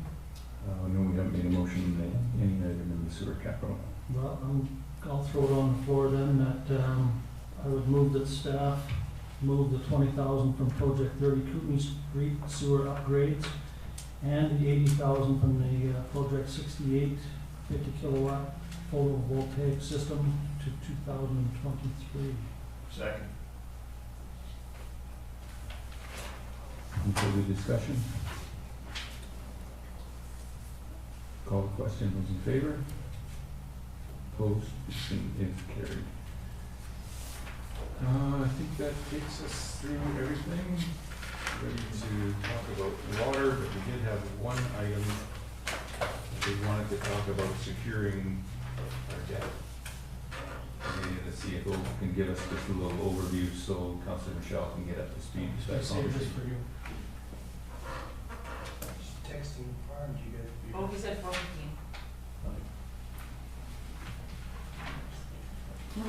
Are you ready? Yeah. Yeah. So the $6.9 million, for debt that we have for Gallagher Lake, that we'd like to take advantage of, getting that debt from NFA in 2022, just because of the pressure on inflation and interest rates. Inflation right now is about 4.4%. And with the increase in the money supply from the government putting money towards projects and the public, it's increased, it's also increasing inflation. And so a way to combat that is to increase interest rates, which they are projecting to go up in mid-2022. So I think it would be best to mitigate that interest rate risk by getting MFA to finance that in their spring issue. But we would need a motion from council to do so. I want to walk it down now. I'm not opposed to that. I didn't think you would be. No. But we needed you here. Your worship, we have to wait for councillors to do because we need unanimous vote. Yeah. Well then, we can continue on with the capital then, or are you okay with that? Yeah. Or Councilor, sure, we'll continue on with water capital, and Councilor Stu is here, we will. Councilor Van Meulen? I would just check and see if anybody minds having a break for 10 minutes. Our water capital isn't massive, and we have a couple of hours, and councilors Sure. to give us a decent warning, and it wasn't gonna be here until 4:15. I would have a question to the CFO. What would be the rate? What's the interest rate? If we lock in now? Well, when I check now, it's around 2%. And it reach every 5 years, they adjust it, or is it? No, like they go out for a debenture every spring and fall, Right. NFA, right? So it's not just, and you have to, we have to present our bylaw to the regional district, which presents to their request to MFA. Then they go out for the full debenture from all municipalities, right, that want to borrow. And then that comes back with the best rate that they can get. But it's only done twice a year, and you've got to get on the bandwagon by a certain time, otherwise you miss the boat and you've got to wait till the next issue. So how many years is it locked in at 2%? Well, it's, To turn? I'm just estimating the rate. They still have to put the debenture out, right, Yeah. to the public. Maybe So- 2.1 or 1.9 or. Yeah, like I don't know, right? I'm thinking in spring it'll still be okay, but I don't know, not by fall. But I don't have a crystal ball. I'm just guessing. Right now, interest rates are still on the low side. Same question, for how long? Is it locked in for? This is 30 years, right? This You is can lock it in for 30 years at that price? Yeah. Yeah, we should be going right now. Yeah. That's what I thought. You got no argument for me. Your argument about money pumping, they've been pumping money since 2008.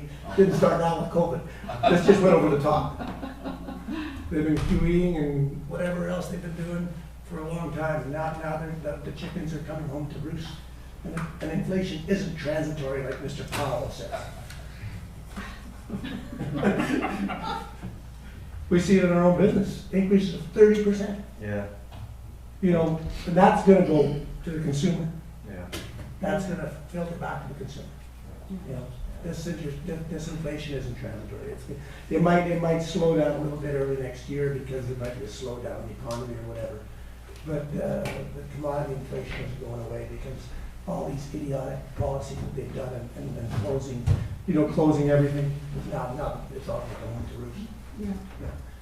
You know, they'll blame supply issues and all that. It's not. It's policies from governments and the central banks that have caused this. And, you know, they'll never want to take the blame.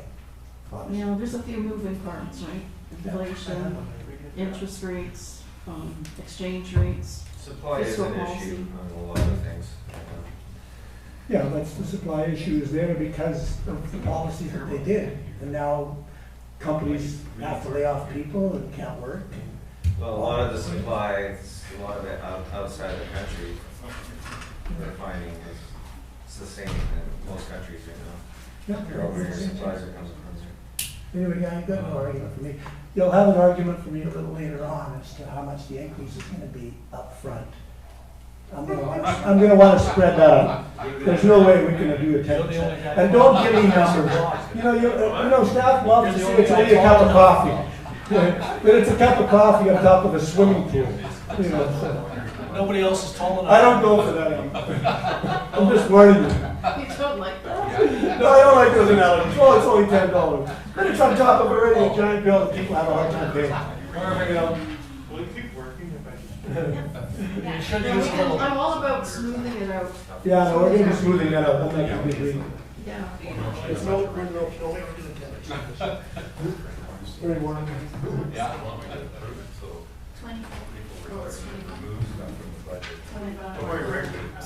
What's that? don't worry, the golf course, I don't think everybody's. Oh, that's okay. My back, my side is so bad. I'm gonna be all over it. That's a good fix. Yeah, it's not bad. Yeah, I know.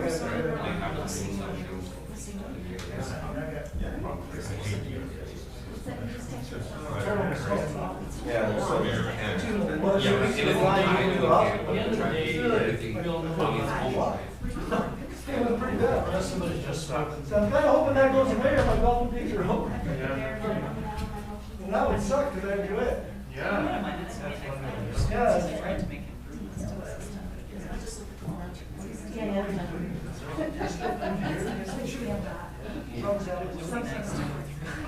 It'll all be gone.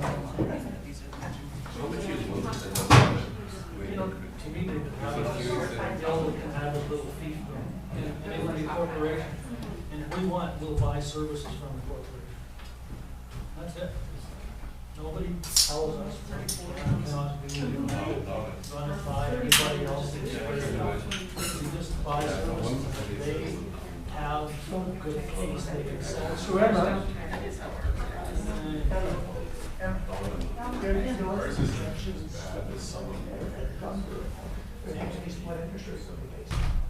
Which one do you like for the long for the capital?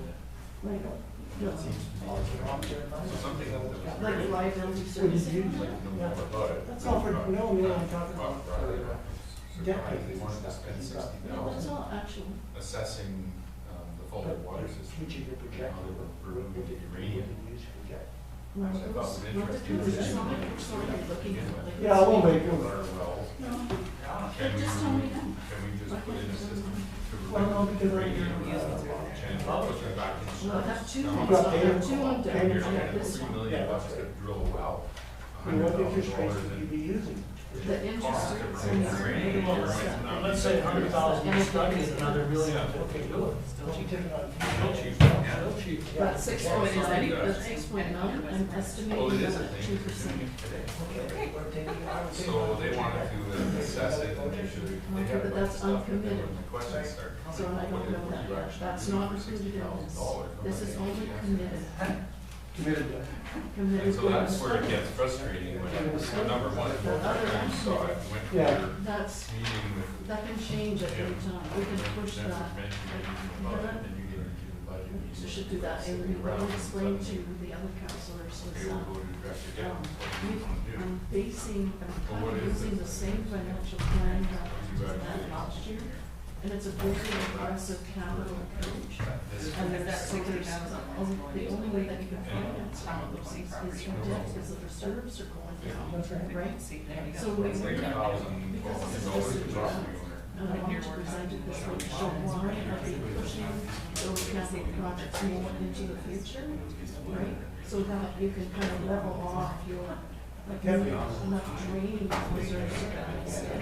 So like the next time this comes out, I wanna just. I need more information. Push it into the future projects, but 24, 25, 26, they're gonna be. First time I And then I'll show you the actual reserve balance of all your reserves, it's all gonna be out of balance, just Yeah, that's, like two, I don't know what our levels are. Yeah. Yeah, because a lot, because when I read, I don't know what our level was here, and then of course we have got to dispose of it, which is you know, it's all all part part of of our the cost. people say, oh, I can't But I have don't know how much you can The do. only way to fix that inflation is. You're looking at 3 million for a well. The only tool to have. Put it in just rainbow crosswalk and it would light up on its own. You know, I think it's a. We'll just ship it down to Might not happen. Washington. We'll ship it to Hanford. So it's not the only tool, there's also exchange rates, you can lower the value of your dollar. Yeah, but if the whole world wants to do that. Everybody wants to, are you kidding me? Are you kidding me? It's a race to the bottom, man. We're speaking to somebody with messy gold. Don't tell me that. I know all about that. It's a race to the bottom. That's not, and we're stuck in Canada because we're a natural resource We've had that country in the that's past, stuck right? in oil. That's why we're strengthening, because oil's going up. So we don't really have to Well, put that's how we ended up. the government are trying to pretend to do this. Absolutely. We had a director. Commodity currency. Yeah. So he said, I won't pay. Commodities. You know, that wasn't the case. There's another 100,000 spent on studies and da-da-da-da, and Da-da-da. No shortage of things to spend money on. no, it was not. Sean? You got a moment for a question? Yeah. I found out the other day, because it came up with the regional district, that Boulder's water system is removing uranium from their water, from their wells. And I don't know what their flows are or how much uranium is in their wells, but thinking that we were looking at 3 million to drill a new well, is that a No, viable thing? to No, remove uranium? it wasn't 3 million for a new well. It wasn't? It's only like a third of that or less. Okay. Yeah. Is it a viable thing to remove uranium from? It wasn't 15 years ago, but now the technology's changed and stuff. Plus you need the land to do it. I don't know the, I think Soyuz has, oh no, they have issues with manganese, and we have higher manganese in some of our wells, but yeah, we'd have to look into that. Yeah, if there's another way of treating it, we could use one of the wells at Lions Park. And maybe we can get that back online. I just thought it was an interest, I didn't even realize that was a possibility. No, well, it's always been a possibility, but the process and the cost and the amount of land you need around it to extract the uranium, it's like you're treating the water, right? It wasn't worth it when we looked at it, I don't know, 12 years ago, but now it could have changed. Yeah, because Falder's always had some issues up there. Yeah. Yeah. Yeah, so, yeah, it's something to investigate for sure.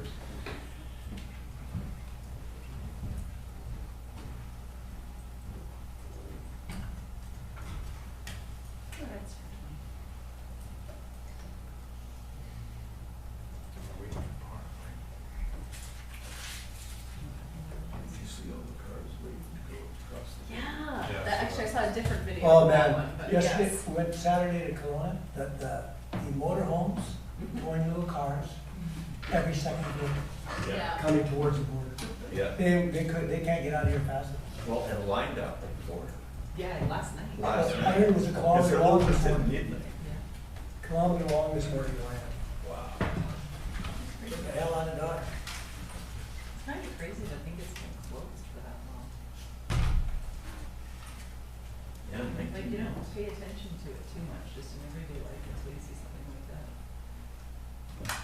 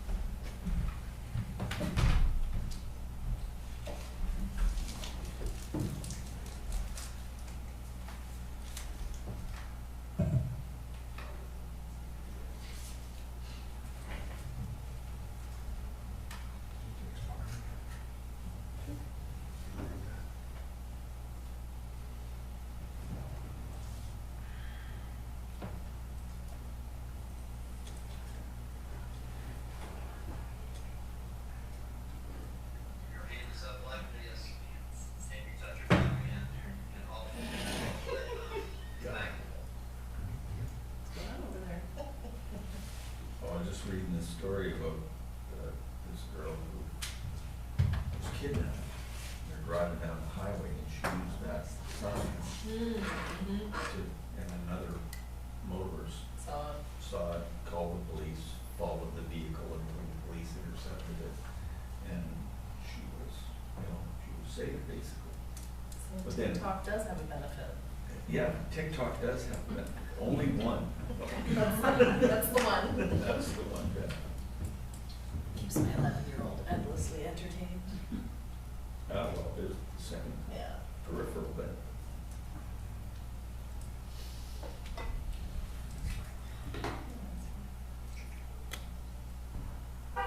He's parking. There you go. I texted him, said he closed, he's parking. Just set the alarm. Did you also email Carol about that? I had emailed her when I was in the meeting. Oh, okay. An update. Okay. And then she was going to do an ICP. Thanks for meeting us. You bet, no problem. You better have some good Awesome. insight. Thanks for coming. No longer, but you've been practicing. Oh, from what I read in the email, I thought it was all synced. You're good now. Pressure. I mean, it's open for her. She just thinks that. He's good. Hi, how are you? Good, how are you? Good. Alrighty, we'll get started, maybe we'll go through the loan security again quickly and get that piece of business out of the way.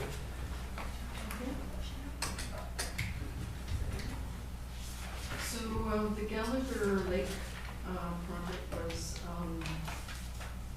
went forward because, about 6.9% of it was, or not 6.9%, 6.9 million was going to be financed through debt. And,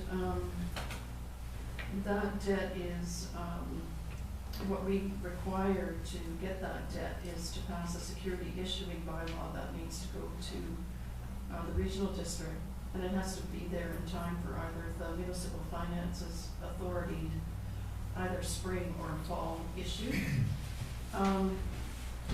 And it was projected in the budget to go for that debt in 2023.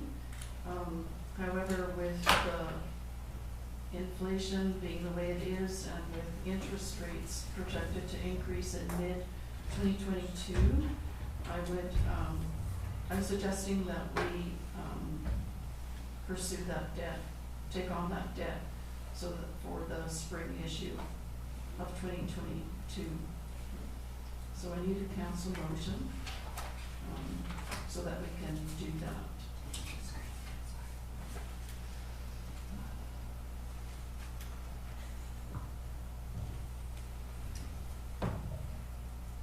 I'll move the proposed motion. Second.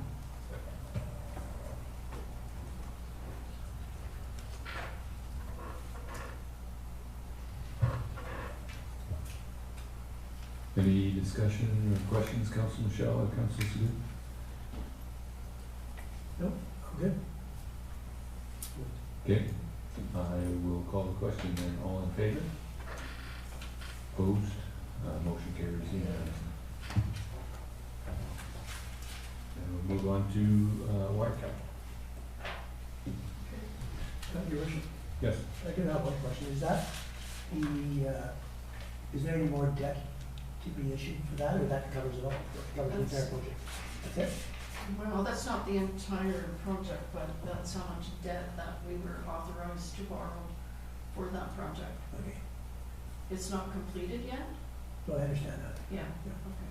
So we'll actually get some of the money towards completing it if we're authorized. Yeah, that's fine. Okay, and then, maybe before we get into the projects, we can just, discuss this rate increase. So it was projected to do 6 and 7% in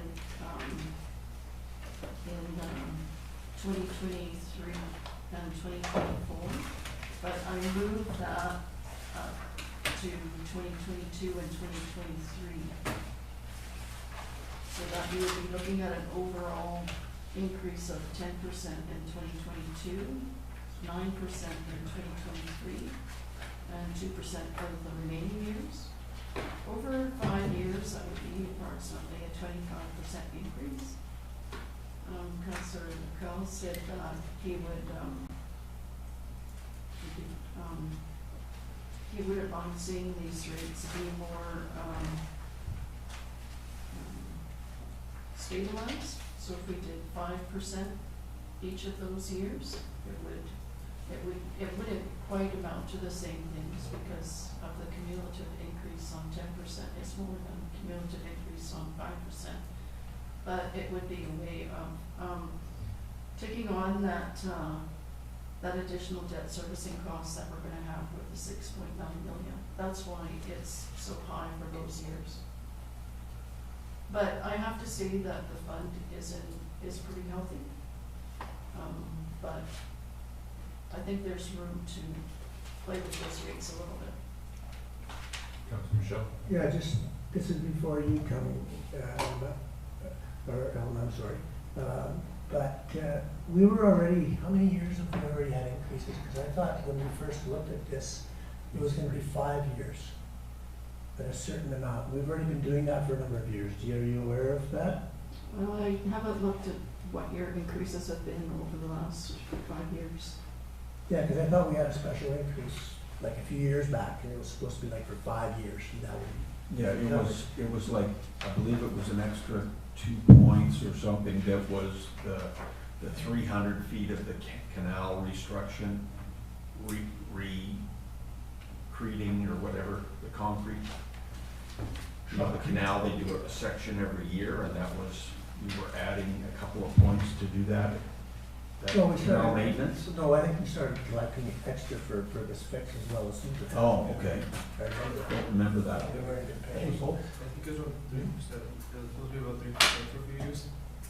Yeah, it was a special, anyway, we were paying. But anyway, as far as, I mean, you crunch the numbers, that's how much money we have to come up with. So I mean, I'm not, you know, I would prefer to see it spread out. I mean, a 10% hit is really difficult. You know, you're saying, you know, your numbers, it doesn't seem like a lot, but if you've got 50 acres of orchard, that's a lot of money.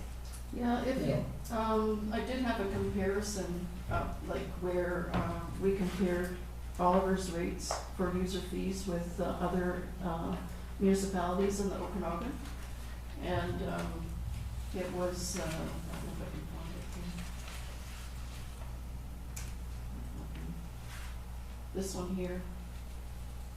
Is that And it our shows practice? it as being mid-range. So I think there's room, there's there's room in your fees to, you know, you're still competitive with other communities.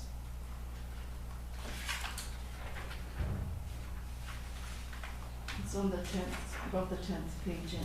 Page 14 if you're on here. I think the concern was more the water rates for the agricultural people. Yeah. I'm sorry. It's not the home rates, it's the agricultural, what happens to the farmer. Yeah, I've always argued on this council table that our domestic rates Oh, are I see. way too low. Yeah. You know, we should be paying more, I mean, water's cheap. You pay way more for watching your television than you do to get water, fresh water out of your tap. You know, and I know I've got relatives in Kelowna, and they pay way more for domestic water than what we charge. It's the agricultural rates that were really high compared to a lot of other people, and it puts our farmers in Oliver at a huge disadvantage. Okay, When yeah. when they're trying to compete with the same growers who are paying a lot less for water up the valley. Yeah. You know, so I mean, So I think, okay, what you're looking at then here is this, 2011. So here they've split it up between domestic and rural. I'm sorry I didn't catch that before. So 2011, I can't see on my screen. Okay, rural, 6%, 2012, 6%, 2013, 2.2, 2014, 1.1, 2015, 1.5, 1.5, 2017, 6.41, 2018, 3%, 2020, 0, 2021, 4%. So there hasn't been any big hit to rural.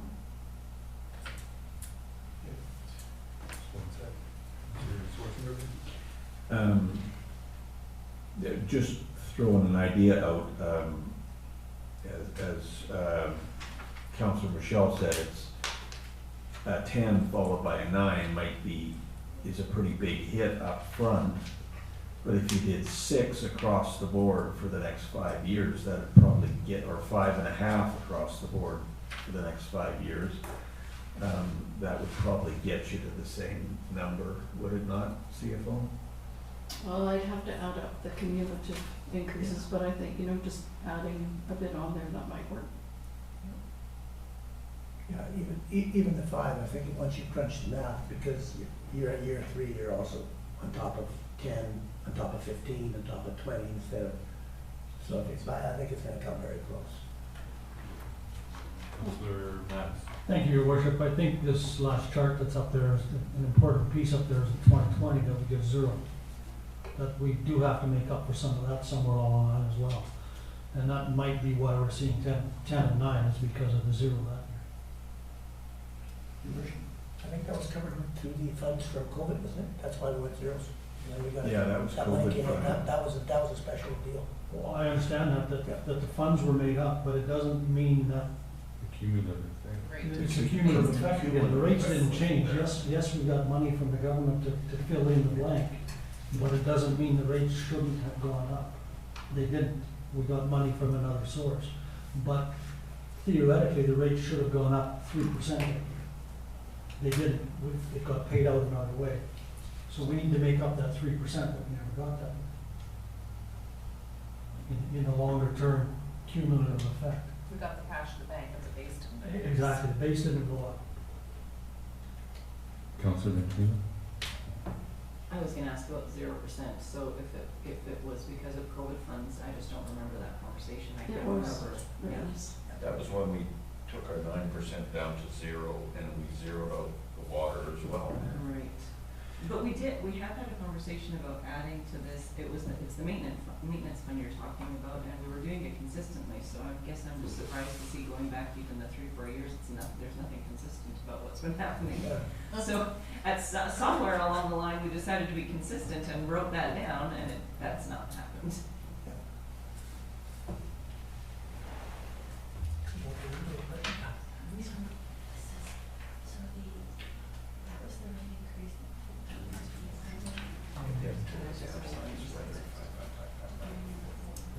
Your Worship, Councilor Michelle? I think we should probably go through all of the projects first, because I mean, these are all based on, oh yeah, we need the project. You know, but I would suggest that, because there might be some we don't do.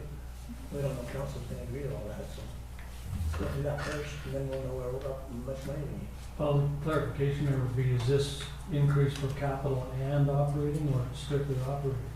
And then the surplus goes to capital? No, it was, the way that it was laid out was,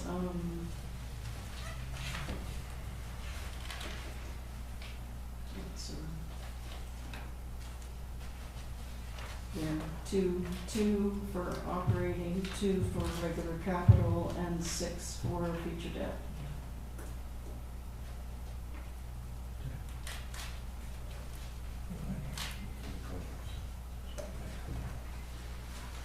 Okay, let's go through the capital projects. Okay.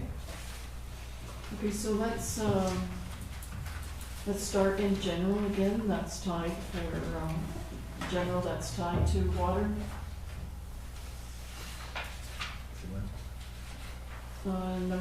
Project number 30, Kootenai Street, Mill and Overland.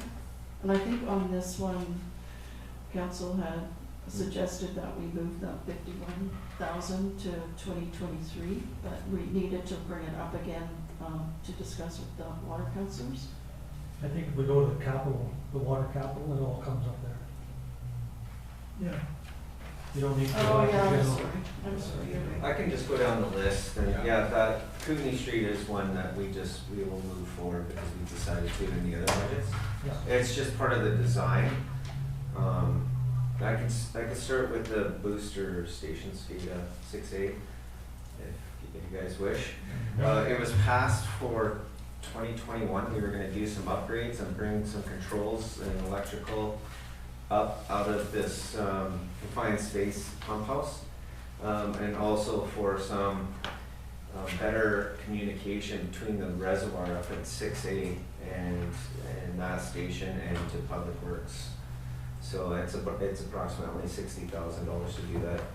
We didn't do it this year because of the problems we had at Black Sage, and we wanted to save some money in the budget because insurance doesn't cover everything. Everything that we did out there to fix that problem that we had. So we decided to move it into 2022. Were there any questions on it? Okay. Gallagher Lake, that's just to complete the project. Right now, they've ramped up again. They're working on the new pump house.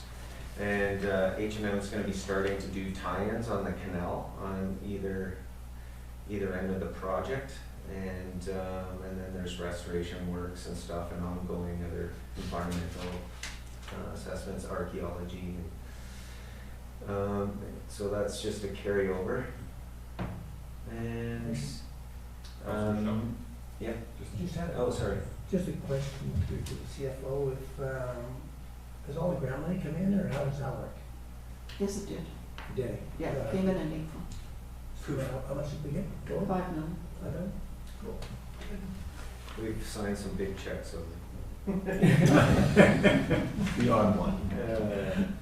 Some of the biggest I've ever signed.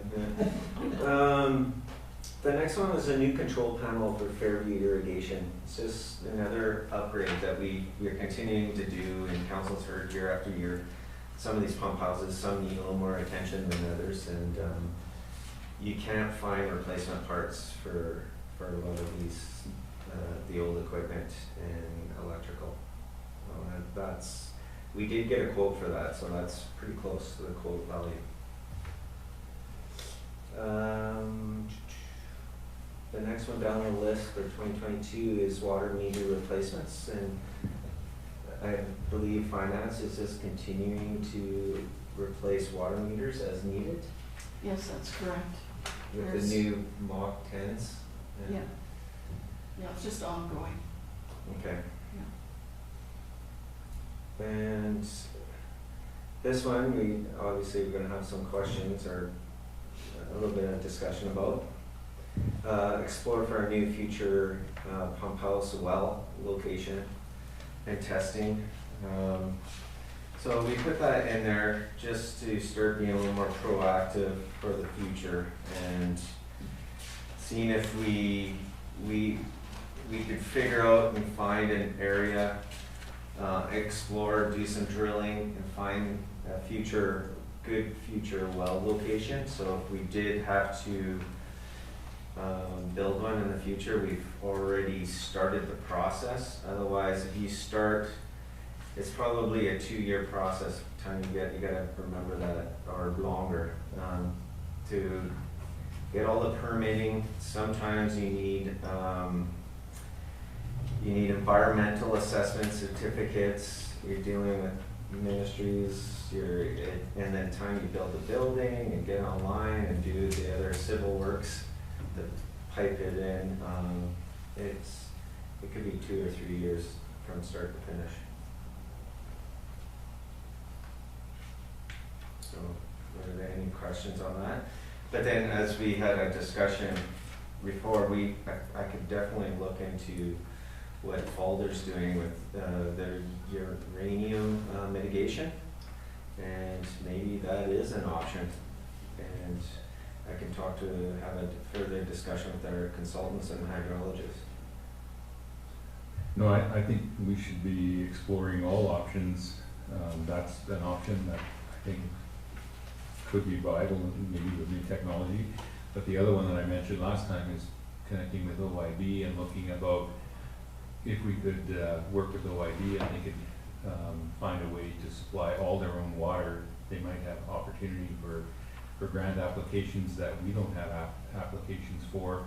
I know it's a little bit of work, but maybe that extra capacity we would get back to eliminate the need for us to drill our own well, and just sort of tying off all those loose ends of possibilities, in addition to, to looking for where we might drill a well if that's something we have to do at the end of the day. Then we've got all those answers on the best way to proceed.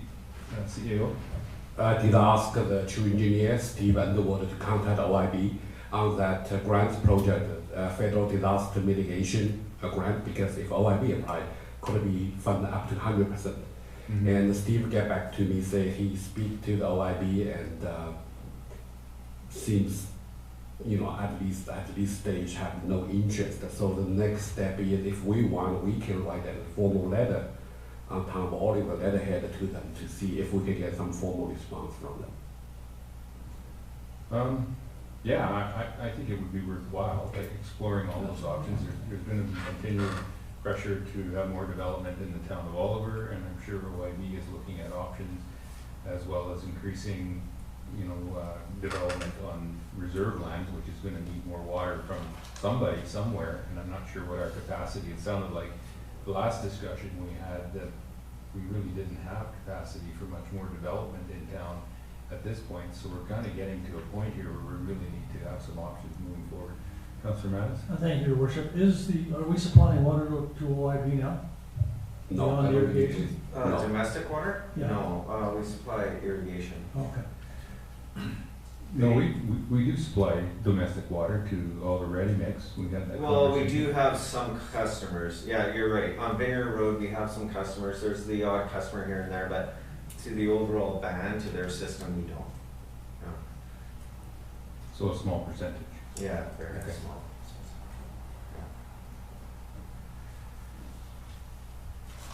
Motion.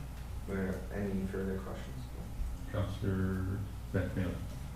I guess the only question then is, given all that we've just discussed, looking for, to see if it's possible to deal with the well that we have right now, looking for new locations and all of the other work, is the amount that's there sufficient? That was just, $55,000 was to cover the hydrologists, the drillers, and doing some of the work that's needed to kind of feel for, or try to find a suitable location and suitable well. And then there's further work if you do that. If you want to go the next steps and really test it for production and everything, it starts getting a little more expensive, and that's the 145. And then after that, and that's it, the 145 also covers like environmental assessments. Depending on what size of well you're gonna drill. You need environmental assessments now, of course, and everything else, so it slows it down and drives the price up a little bit more. So we'll likely need more funds if we're going to. If we're exploring the uranium, I do have consulting money in the operations budgets for miscellaneous things like that, and I could use that. We could speak to Western Water and True and those two groups, and have to spend a few thousand to do a little more. I'm not too worried about that portion. We can do our, especially if the regional district's already looked into it, we could just make calls and find out and get a lot of information from them. Yeah, they already are doing it in Boulder, and part of the study they were looking at was how to make sure that they're, depending on variable flows, that they're maintaining the right uranium level, from my base understanding of what was going on in the discussion, plus disposal of the uranium at the end of the day. Yeah. But just to go a little further than that, it was brought out in our last meeting that we may not have much capacity for more development. I'm thinking that's something that we need to explore at the end of the day. Is that really the case? How much capacity do we have? If anybody else wants to tie on to our system and get domestic water out of it, whether it's a user out in the rural area, which we've allowed a few, from my understanding as well, whether OIB would come and say, we got this project, we need more water. I think at some point we have to try and figure out what the answer is going to be to those types of questions in the future. Councillor Maddox? Correct me if I'm wrong, I believe this came about because we ran into problems this summer with Mhm. wells running dry. And that's why we were looking at getting another Yeah. well. It really wasn't about serving more customers, it's just about looking after the ones that we have a little better. Yeah, no, I understand that, but when we say that we don't have much capacity for more development, then that makes me wonder, well, I guess we'll see what happens next year type of thing, but at some point we need to sort of figure out how much more capacity we have in the system, because that was one of the questions I asked last time. Are we at capacity of the system because, you know, the amount of new development and new water users that have moved into town and construction that's going on pushed us that way, or is it the wells have aren't recovering as fast, so that's where our capacity issue is. If the wells are working great and we're getting recovery, we have lots of water. So that was the kind of the question: is are we at capacity of a 100% operating system, or? When the wells are fine, we're okay right now. But what we're finding is the pumps are running a lot longer than at max capacity than they used to in the past. So then again, you don't have that, your wells don't get to replenish or have that downtime to replenish as quickly. So it's a combination of everything you said. Mm-hmm. If you get more droughts in the near future, and we keep Oliver's growing, like it's estimated that Oliver's 5,600 now. Mm-hmm. When I started here, it was closer to 4,500. So we've grown by about 1,000 people, and so there's, yeah, I think it's all the above, right? So we always want to be one step ahead and being prepared, so, and having that location in our back pocket, but then we can be one step ahead if we can mitigate the uranium as well. So we'll investigate that further as well. Yeah, just add to that, when there is a developer outside of town, develop some, I don't know, dozens of townhouse, when try to connect to the system, we called Steve Underwood from True Engineering. That's they advise us, our capacity will be okay for in-town development, but they do not recommend us to hook up any out-of-town development at this stage. Councilor Michelle? I think what we need to do is exactly what your worship has asked for, is get a better handle on that. Because the CAO just said, according to Steve, we've got enough for increased development in town, but nobody out of town. Before, you kind of understood it as we were compatible. Well, we don't really know where we're at. Let's find that out. I think it's important. Mm-hmm. I think we can't make a decision to put new wells in if we don't know if we need them. I mean,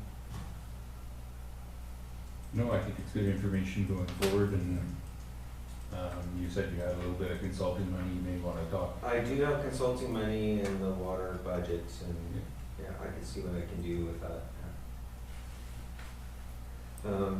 Just one sec, Councillor Matt? Thank you, Your Worship. Am I hearing from councillors and the mayor here that this should be deferred until we get answers to these questions? Just asking. I don't think so. Well, I would say that's a good question, Councillor Mattis, because I think it would be good to have those answers before we decide what to do, whether we're gonna look for a new well site, which may be the answer to what we need to do, but I would really like to have all that information. If our system's operating at 100% capacity, does that, where are we at with the increasing population in the town of Oliver? What has that done to our capacity? Are we now at 80% or 85% of our capacity? And then we get a little bit of a downturn and we start to not have water for everybody potentially.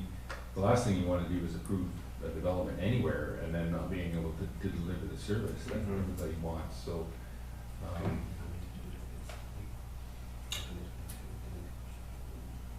Yeah, we have that general consulting budget, and I have 10,000 in that, so we should be able to do something with that, yeah.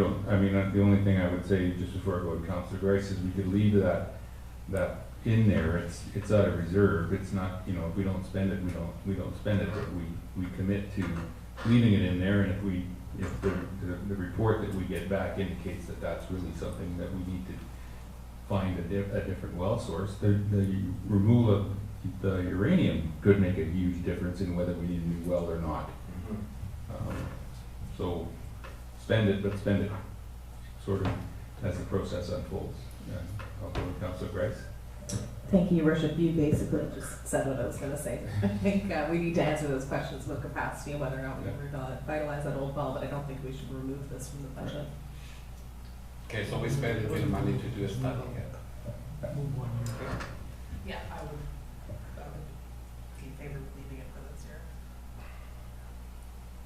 Yeah, let's get the report, and then we will make a decision on the action items moving forward. Well, when do you need to know by? Before we drill a well. Yeah. Before we So start. you're keeping the 55 in this next year?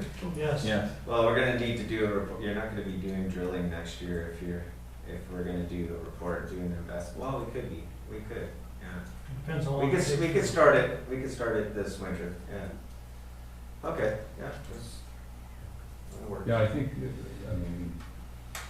I would assume that, not to pretend to be an expert on that, but there's a lot of data that you have right now, and Drew has, they should be able to put those numbers together very quickly and give us sort of a plus or minus best case, worst case scenario.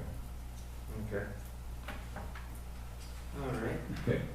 And Kootenai Street, this is the one we discussed in the general and sewer budget, that we were gonna hold off on the design until 2023, so if council wants to make a motion for that one. Or see if I would make that motion that project 30, Kootenai Street service upgrades, engineering, 14,000 be moved to 2023. Second. Any further discussion? Call the question, all in favor? Opposed, motion carried. Okay, as for Okanagan Alley, it's mainly sewer costs, but there is a stretch of mainline water pipe that can be upgraded in an alley that runs parallel with Okanagan, and that's estimated at about $152,000.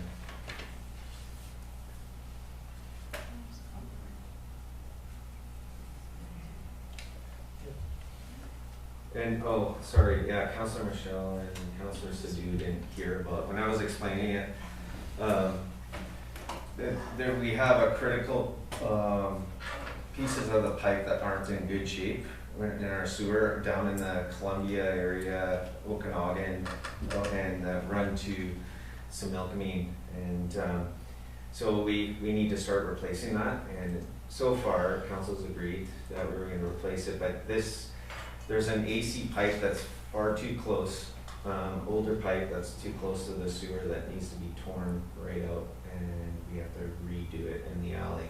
So we took out all the costs and separated them in each budget, and general would cover the repaving and anything else, and the sewer budget's covering the most of the total overall cost. I think it was 661,000, right? Yeah. So it's mostly to just upgrade, being proactive in upgrading her before it fails. It collects that whole area and that Tulameen down to Main Street area.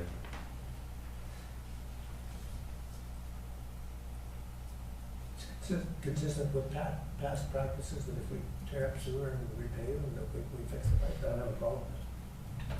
Prudent to do that, I agree with that. Okay, yeah. Yeah, in order to do the work, we have to replace that water pipe too. It's just, it's in the way. And it's older AC pipe too. It's a good time. We won't touch it again. School Avenue, that $4,000 was just part of the design costs. There's just a small component if we do some upgrades on the road for School Avenue, and I think a lot of it has to do with the services. So before we fully pave and stuff, you want to make sure that you get the services upgraded so you don't dig them up 2 or 3 years down the road. That's just going to design, and then the work is slated for 2023 unless it gets moved again.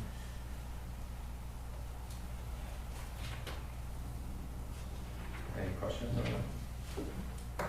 Okay, I think that's it for 2022. Yeah, that's it. Are we going to discuss future ones? We haven't yet. We haven't gone through every single project out there. But I can answer what I can for any future project. Questions, whatever. We didn't on the others. Yeah. I mean, I think we should because it's in our report. I've got notes on a few of them. Yeah. Yeah. If you have specific ones, or do you want to start from the top?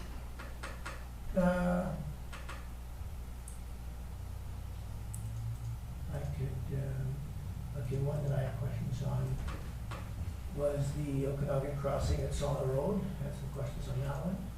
What's the project number? 56. 56.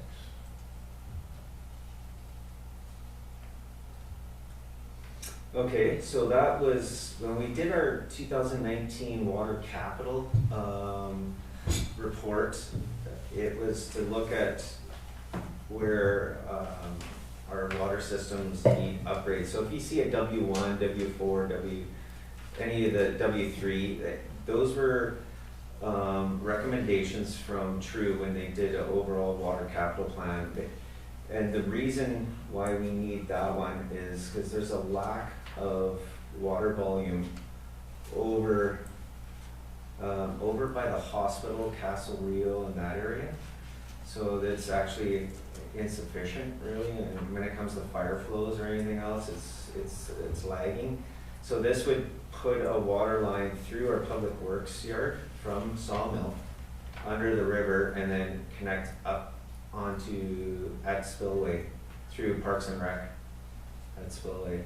And that would bring more capacity over to that side of, there are some capacity issues over on that side of the river, on the east side of the river. The only thing that I was wondering about that is if we develop a new well in the future, where will that well, maybe it'll be developed on that side of the river, so we don't need that pipe. Well, if you develop a well there, you're not gonna need to. No, but then you always want to loop your systems, right? So when we presented that grant that we were going to apply for, the federal grant, that was actually part of it. So we're hoping that we could find a well, a location over on that side of the river, even near Parks and Rec.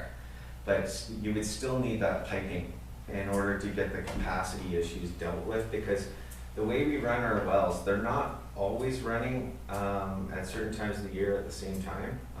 In the summer they are, but in the winter we rotate the wells, and we've done, True's done water modeling and everything else, and has pointed out that that was a problem area, and that's why they gave it the W1. It was one of the main problems because of the hospital and because of some of the growth over there.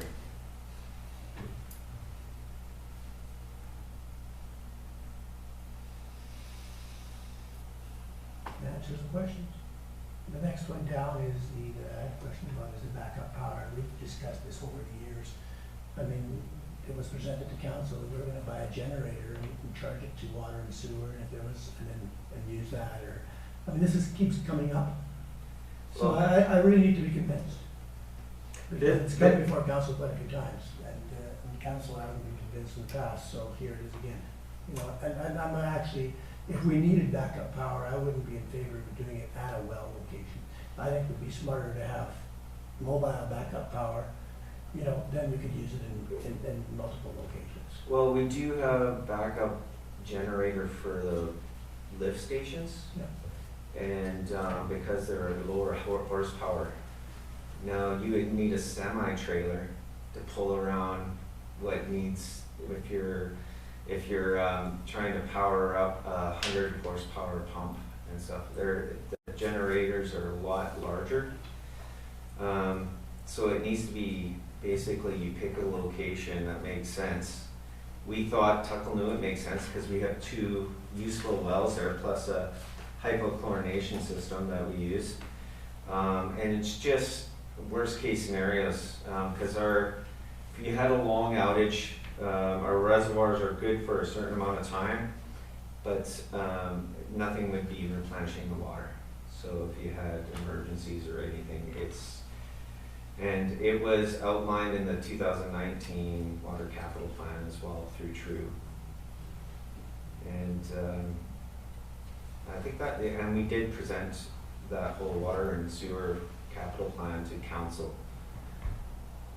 But I can bring up. When I read through it, it said by 2056 we'd be down to 6 hours. So where are we at now? I mean, it seems like I can't remember a power outage in Oliver lasting 6 hours, and I've been here all my life. So I'm just curious as to, you know, it's one of those things that, you know, if you're trying to be spending a bunch of money for a probability that doesn't have a lot to happen. You know, I mean, if there was evidence that's happened in the past, then yeah, you've got an argument that convinces me. But I mean, You can say that about critical insurance and life insurance. I can say that about driving down the highway. I might die driving down the highway. I'm still gonna drive down the highway.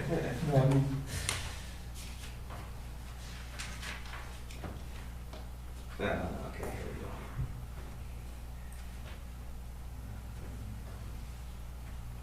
I need to be convinced. Yeah, I don't know what more I can add to that right now than what you've read and what I've said at this point. I guess the question is, what is our, how many hours is it now? Because in your report it says by 2056 it would be down to 6 hours. So what have we got now? Somebody answer that?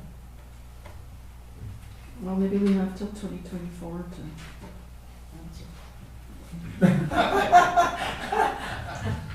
I would have to ask some more questions, but again, we're talking about something that's in 2024. We have lots of time to do some more. I find when things are in there, they're tough to get out. So, make a motion. Yeah, I would move that one be removed until we are presented with a better business case to actually do it.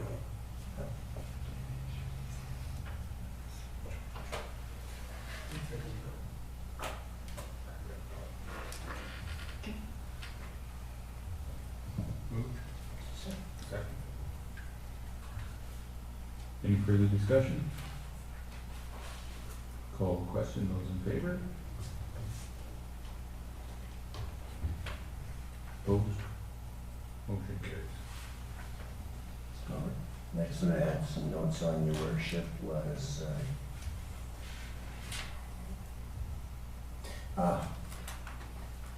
fairly big one too, $520,000.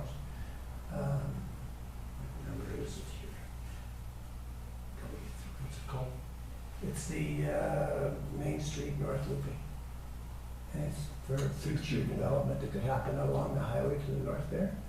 And we've discussed this quite a few times actually. And I've always been of the opinion that if we put that in, your worship, then we're not really getting a contribution from the developers.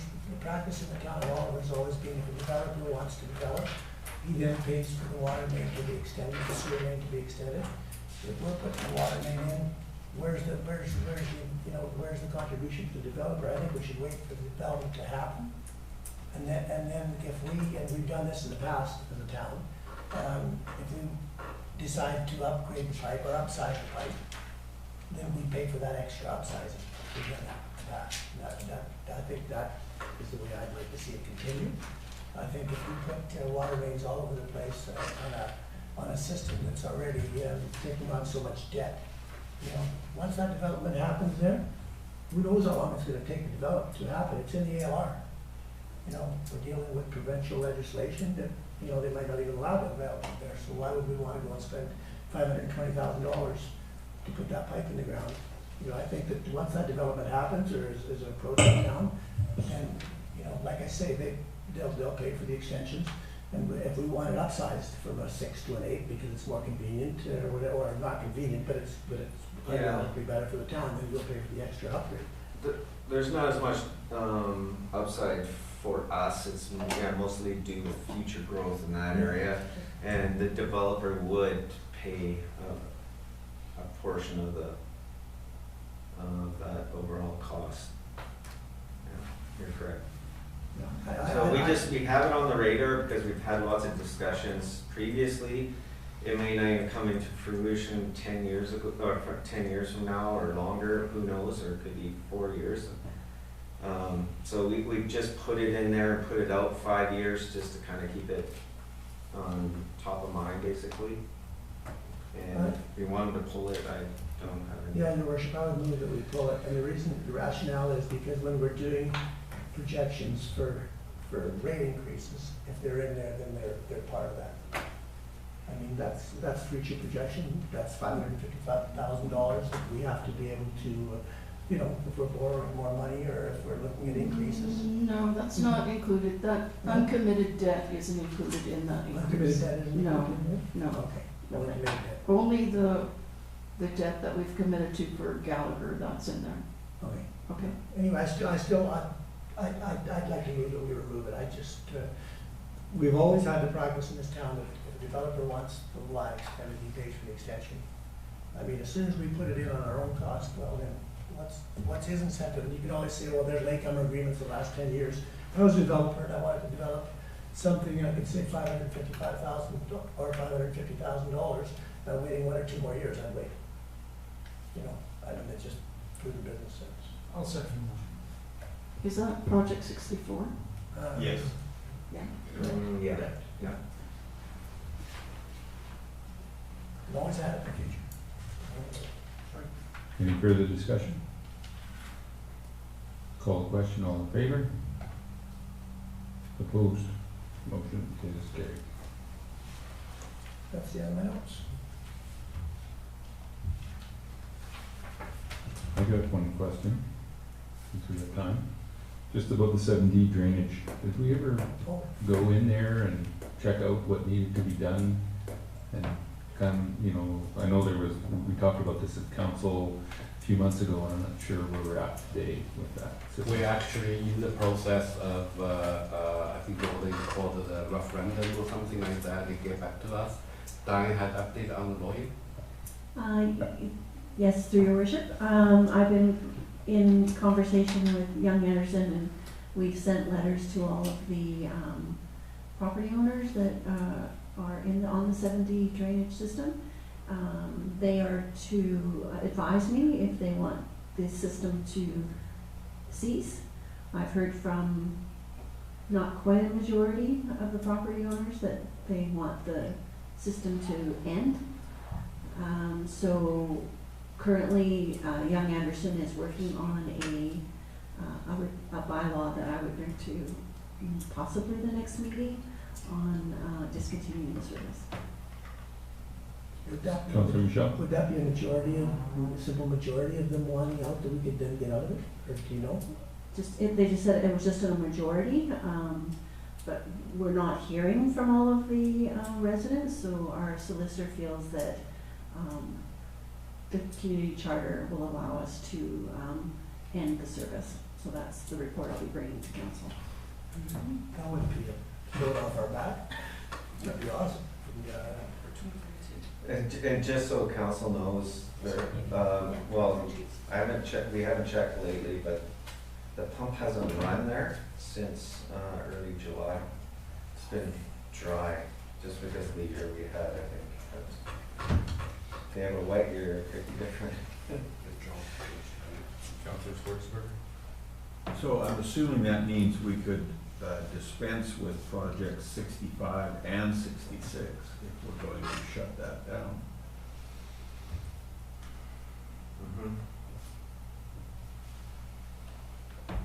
I mean, if something ever changed, we could always bring them back. That's for 24 and 25. But I would make the motion that we cancel projects 65 and 66. Second. Just for my information, why is that drainage system in water? It's solid. So it's solid? Yeah, it was brought over, it was like a little improvement area that they did for several properties back even before Solid. And then Solid took it over, and then we've taken it over since, and we've always said the same, it's not a water system, it's a drainage system, it's totally different, right? Okay, any discussion on the motion? Call the question, those in favor? Opposed? Motion carried.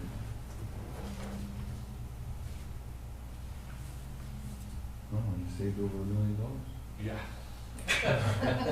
If we weren't going to spend, but what the hell have you done? Okay, so do we want to go back to rates? Back to Rates.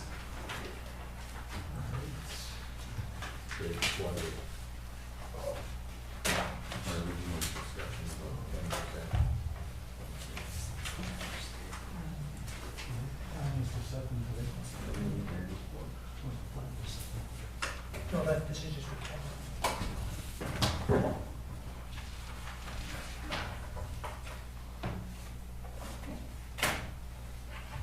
Councillor Benjamin? So we've had a lot of discussion about reserves and health of reserves. I wonder, should we be looking to set the rates today, or should we be waiting until we have that information that we were asking about? We can wait. Councillor Michelle? Also, I think we should wait till the operating budget. I mean, this actually sets the rates, operating's in here. We haven't even discussed the operating budget. I think this should wait, this should be our last decision. Yeah, sure, I don't mind. Yeah. So they got those in. It's kind Yeah, of set the hard rate to sort of work. Others time. Yeah, I know where you're at. Yeah. Sounds good. Thank you. Thank you, CFO. I think the information you provided us has been new and informative and much appreciated. Thank you. Councillor I Michelle? was just gonna say the same thing. I enjoyed going through it.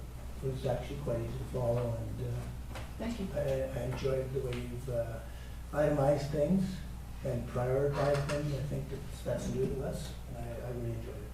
Thank you. Yeah. That's right. Councillor Benjamin? Well, I'll just jump on it. I'll steal Oh, Councillor you jump Michelle's on it. word and also say that I enjoyed reading this budget presentation, which is something I don't think I've ever said. Yeah, she never said that. She hates it.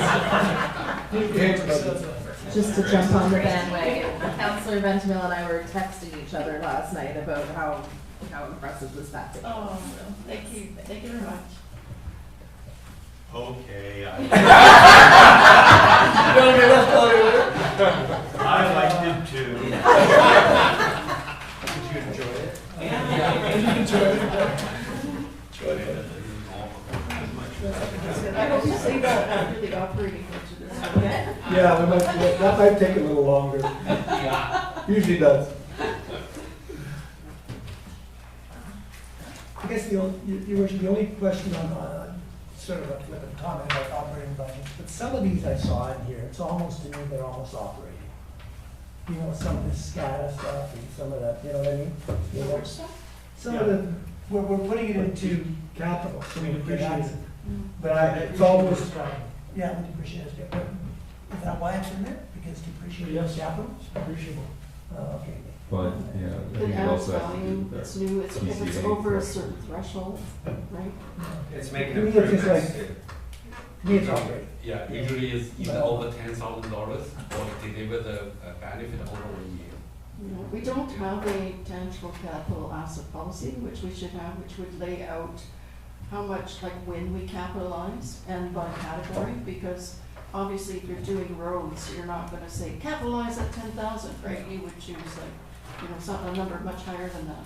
So, but that'll be forthcoming in 2022. I'm surprised at that actually, because I thought that was a requirement to have a TCA in place. 2008. Yeah. Couple years ago. Yeah, but you said we don't have a TCA, really? But, Huh. we don't know that. Not that I could find, not that I could We find. never looked at it. Yeah, And we we never never showed up in You council. guys are getting awards. There you go, our financial department. Yeah, we have spreadsheets. Yeah, I remember. It's got Mayor Jim Henson, I I don't just know need a what motion to finances adjourn. is. Should we do policy? No, I like the Roxburgh one. You guys started at 1 o'clock? Better get a motion to adjourn. So moved. Second. All the questions, all in favor? We're adjourned. And I think. Thank you, Diane. Finance would email us and ask us what updates we've done this year and stuff and pass it on. Somebody to going the home finance tonight? department. You guys got your own Or- spreadsheets. Six. TCAs. Yeah. Yeah.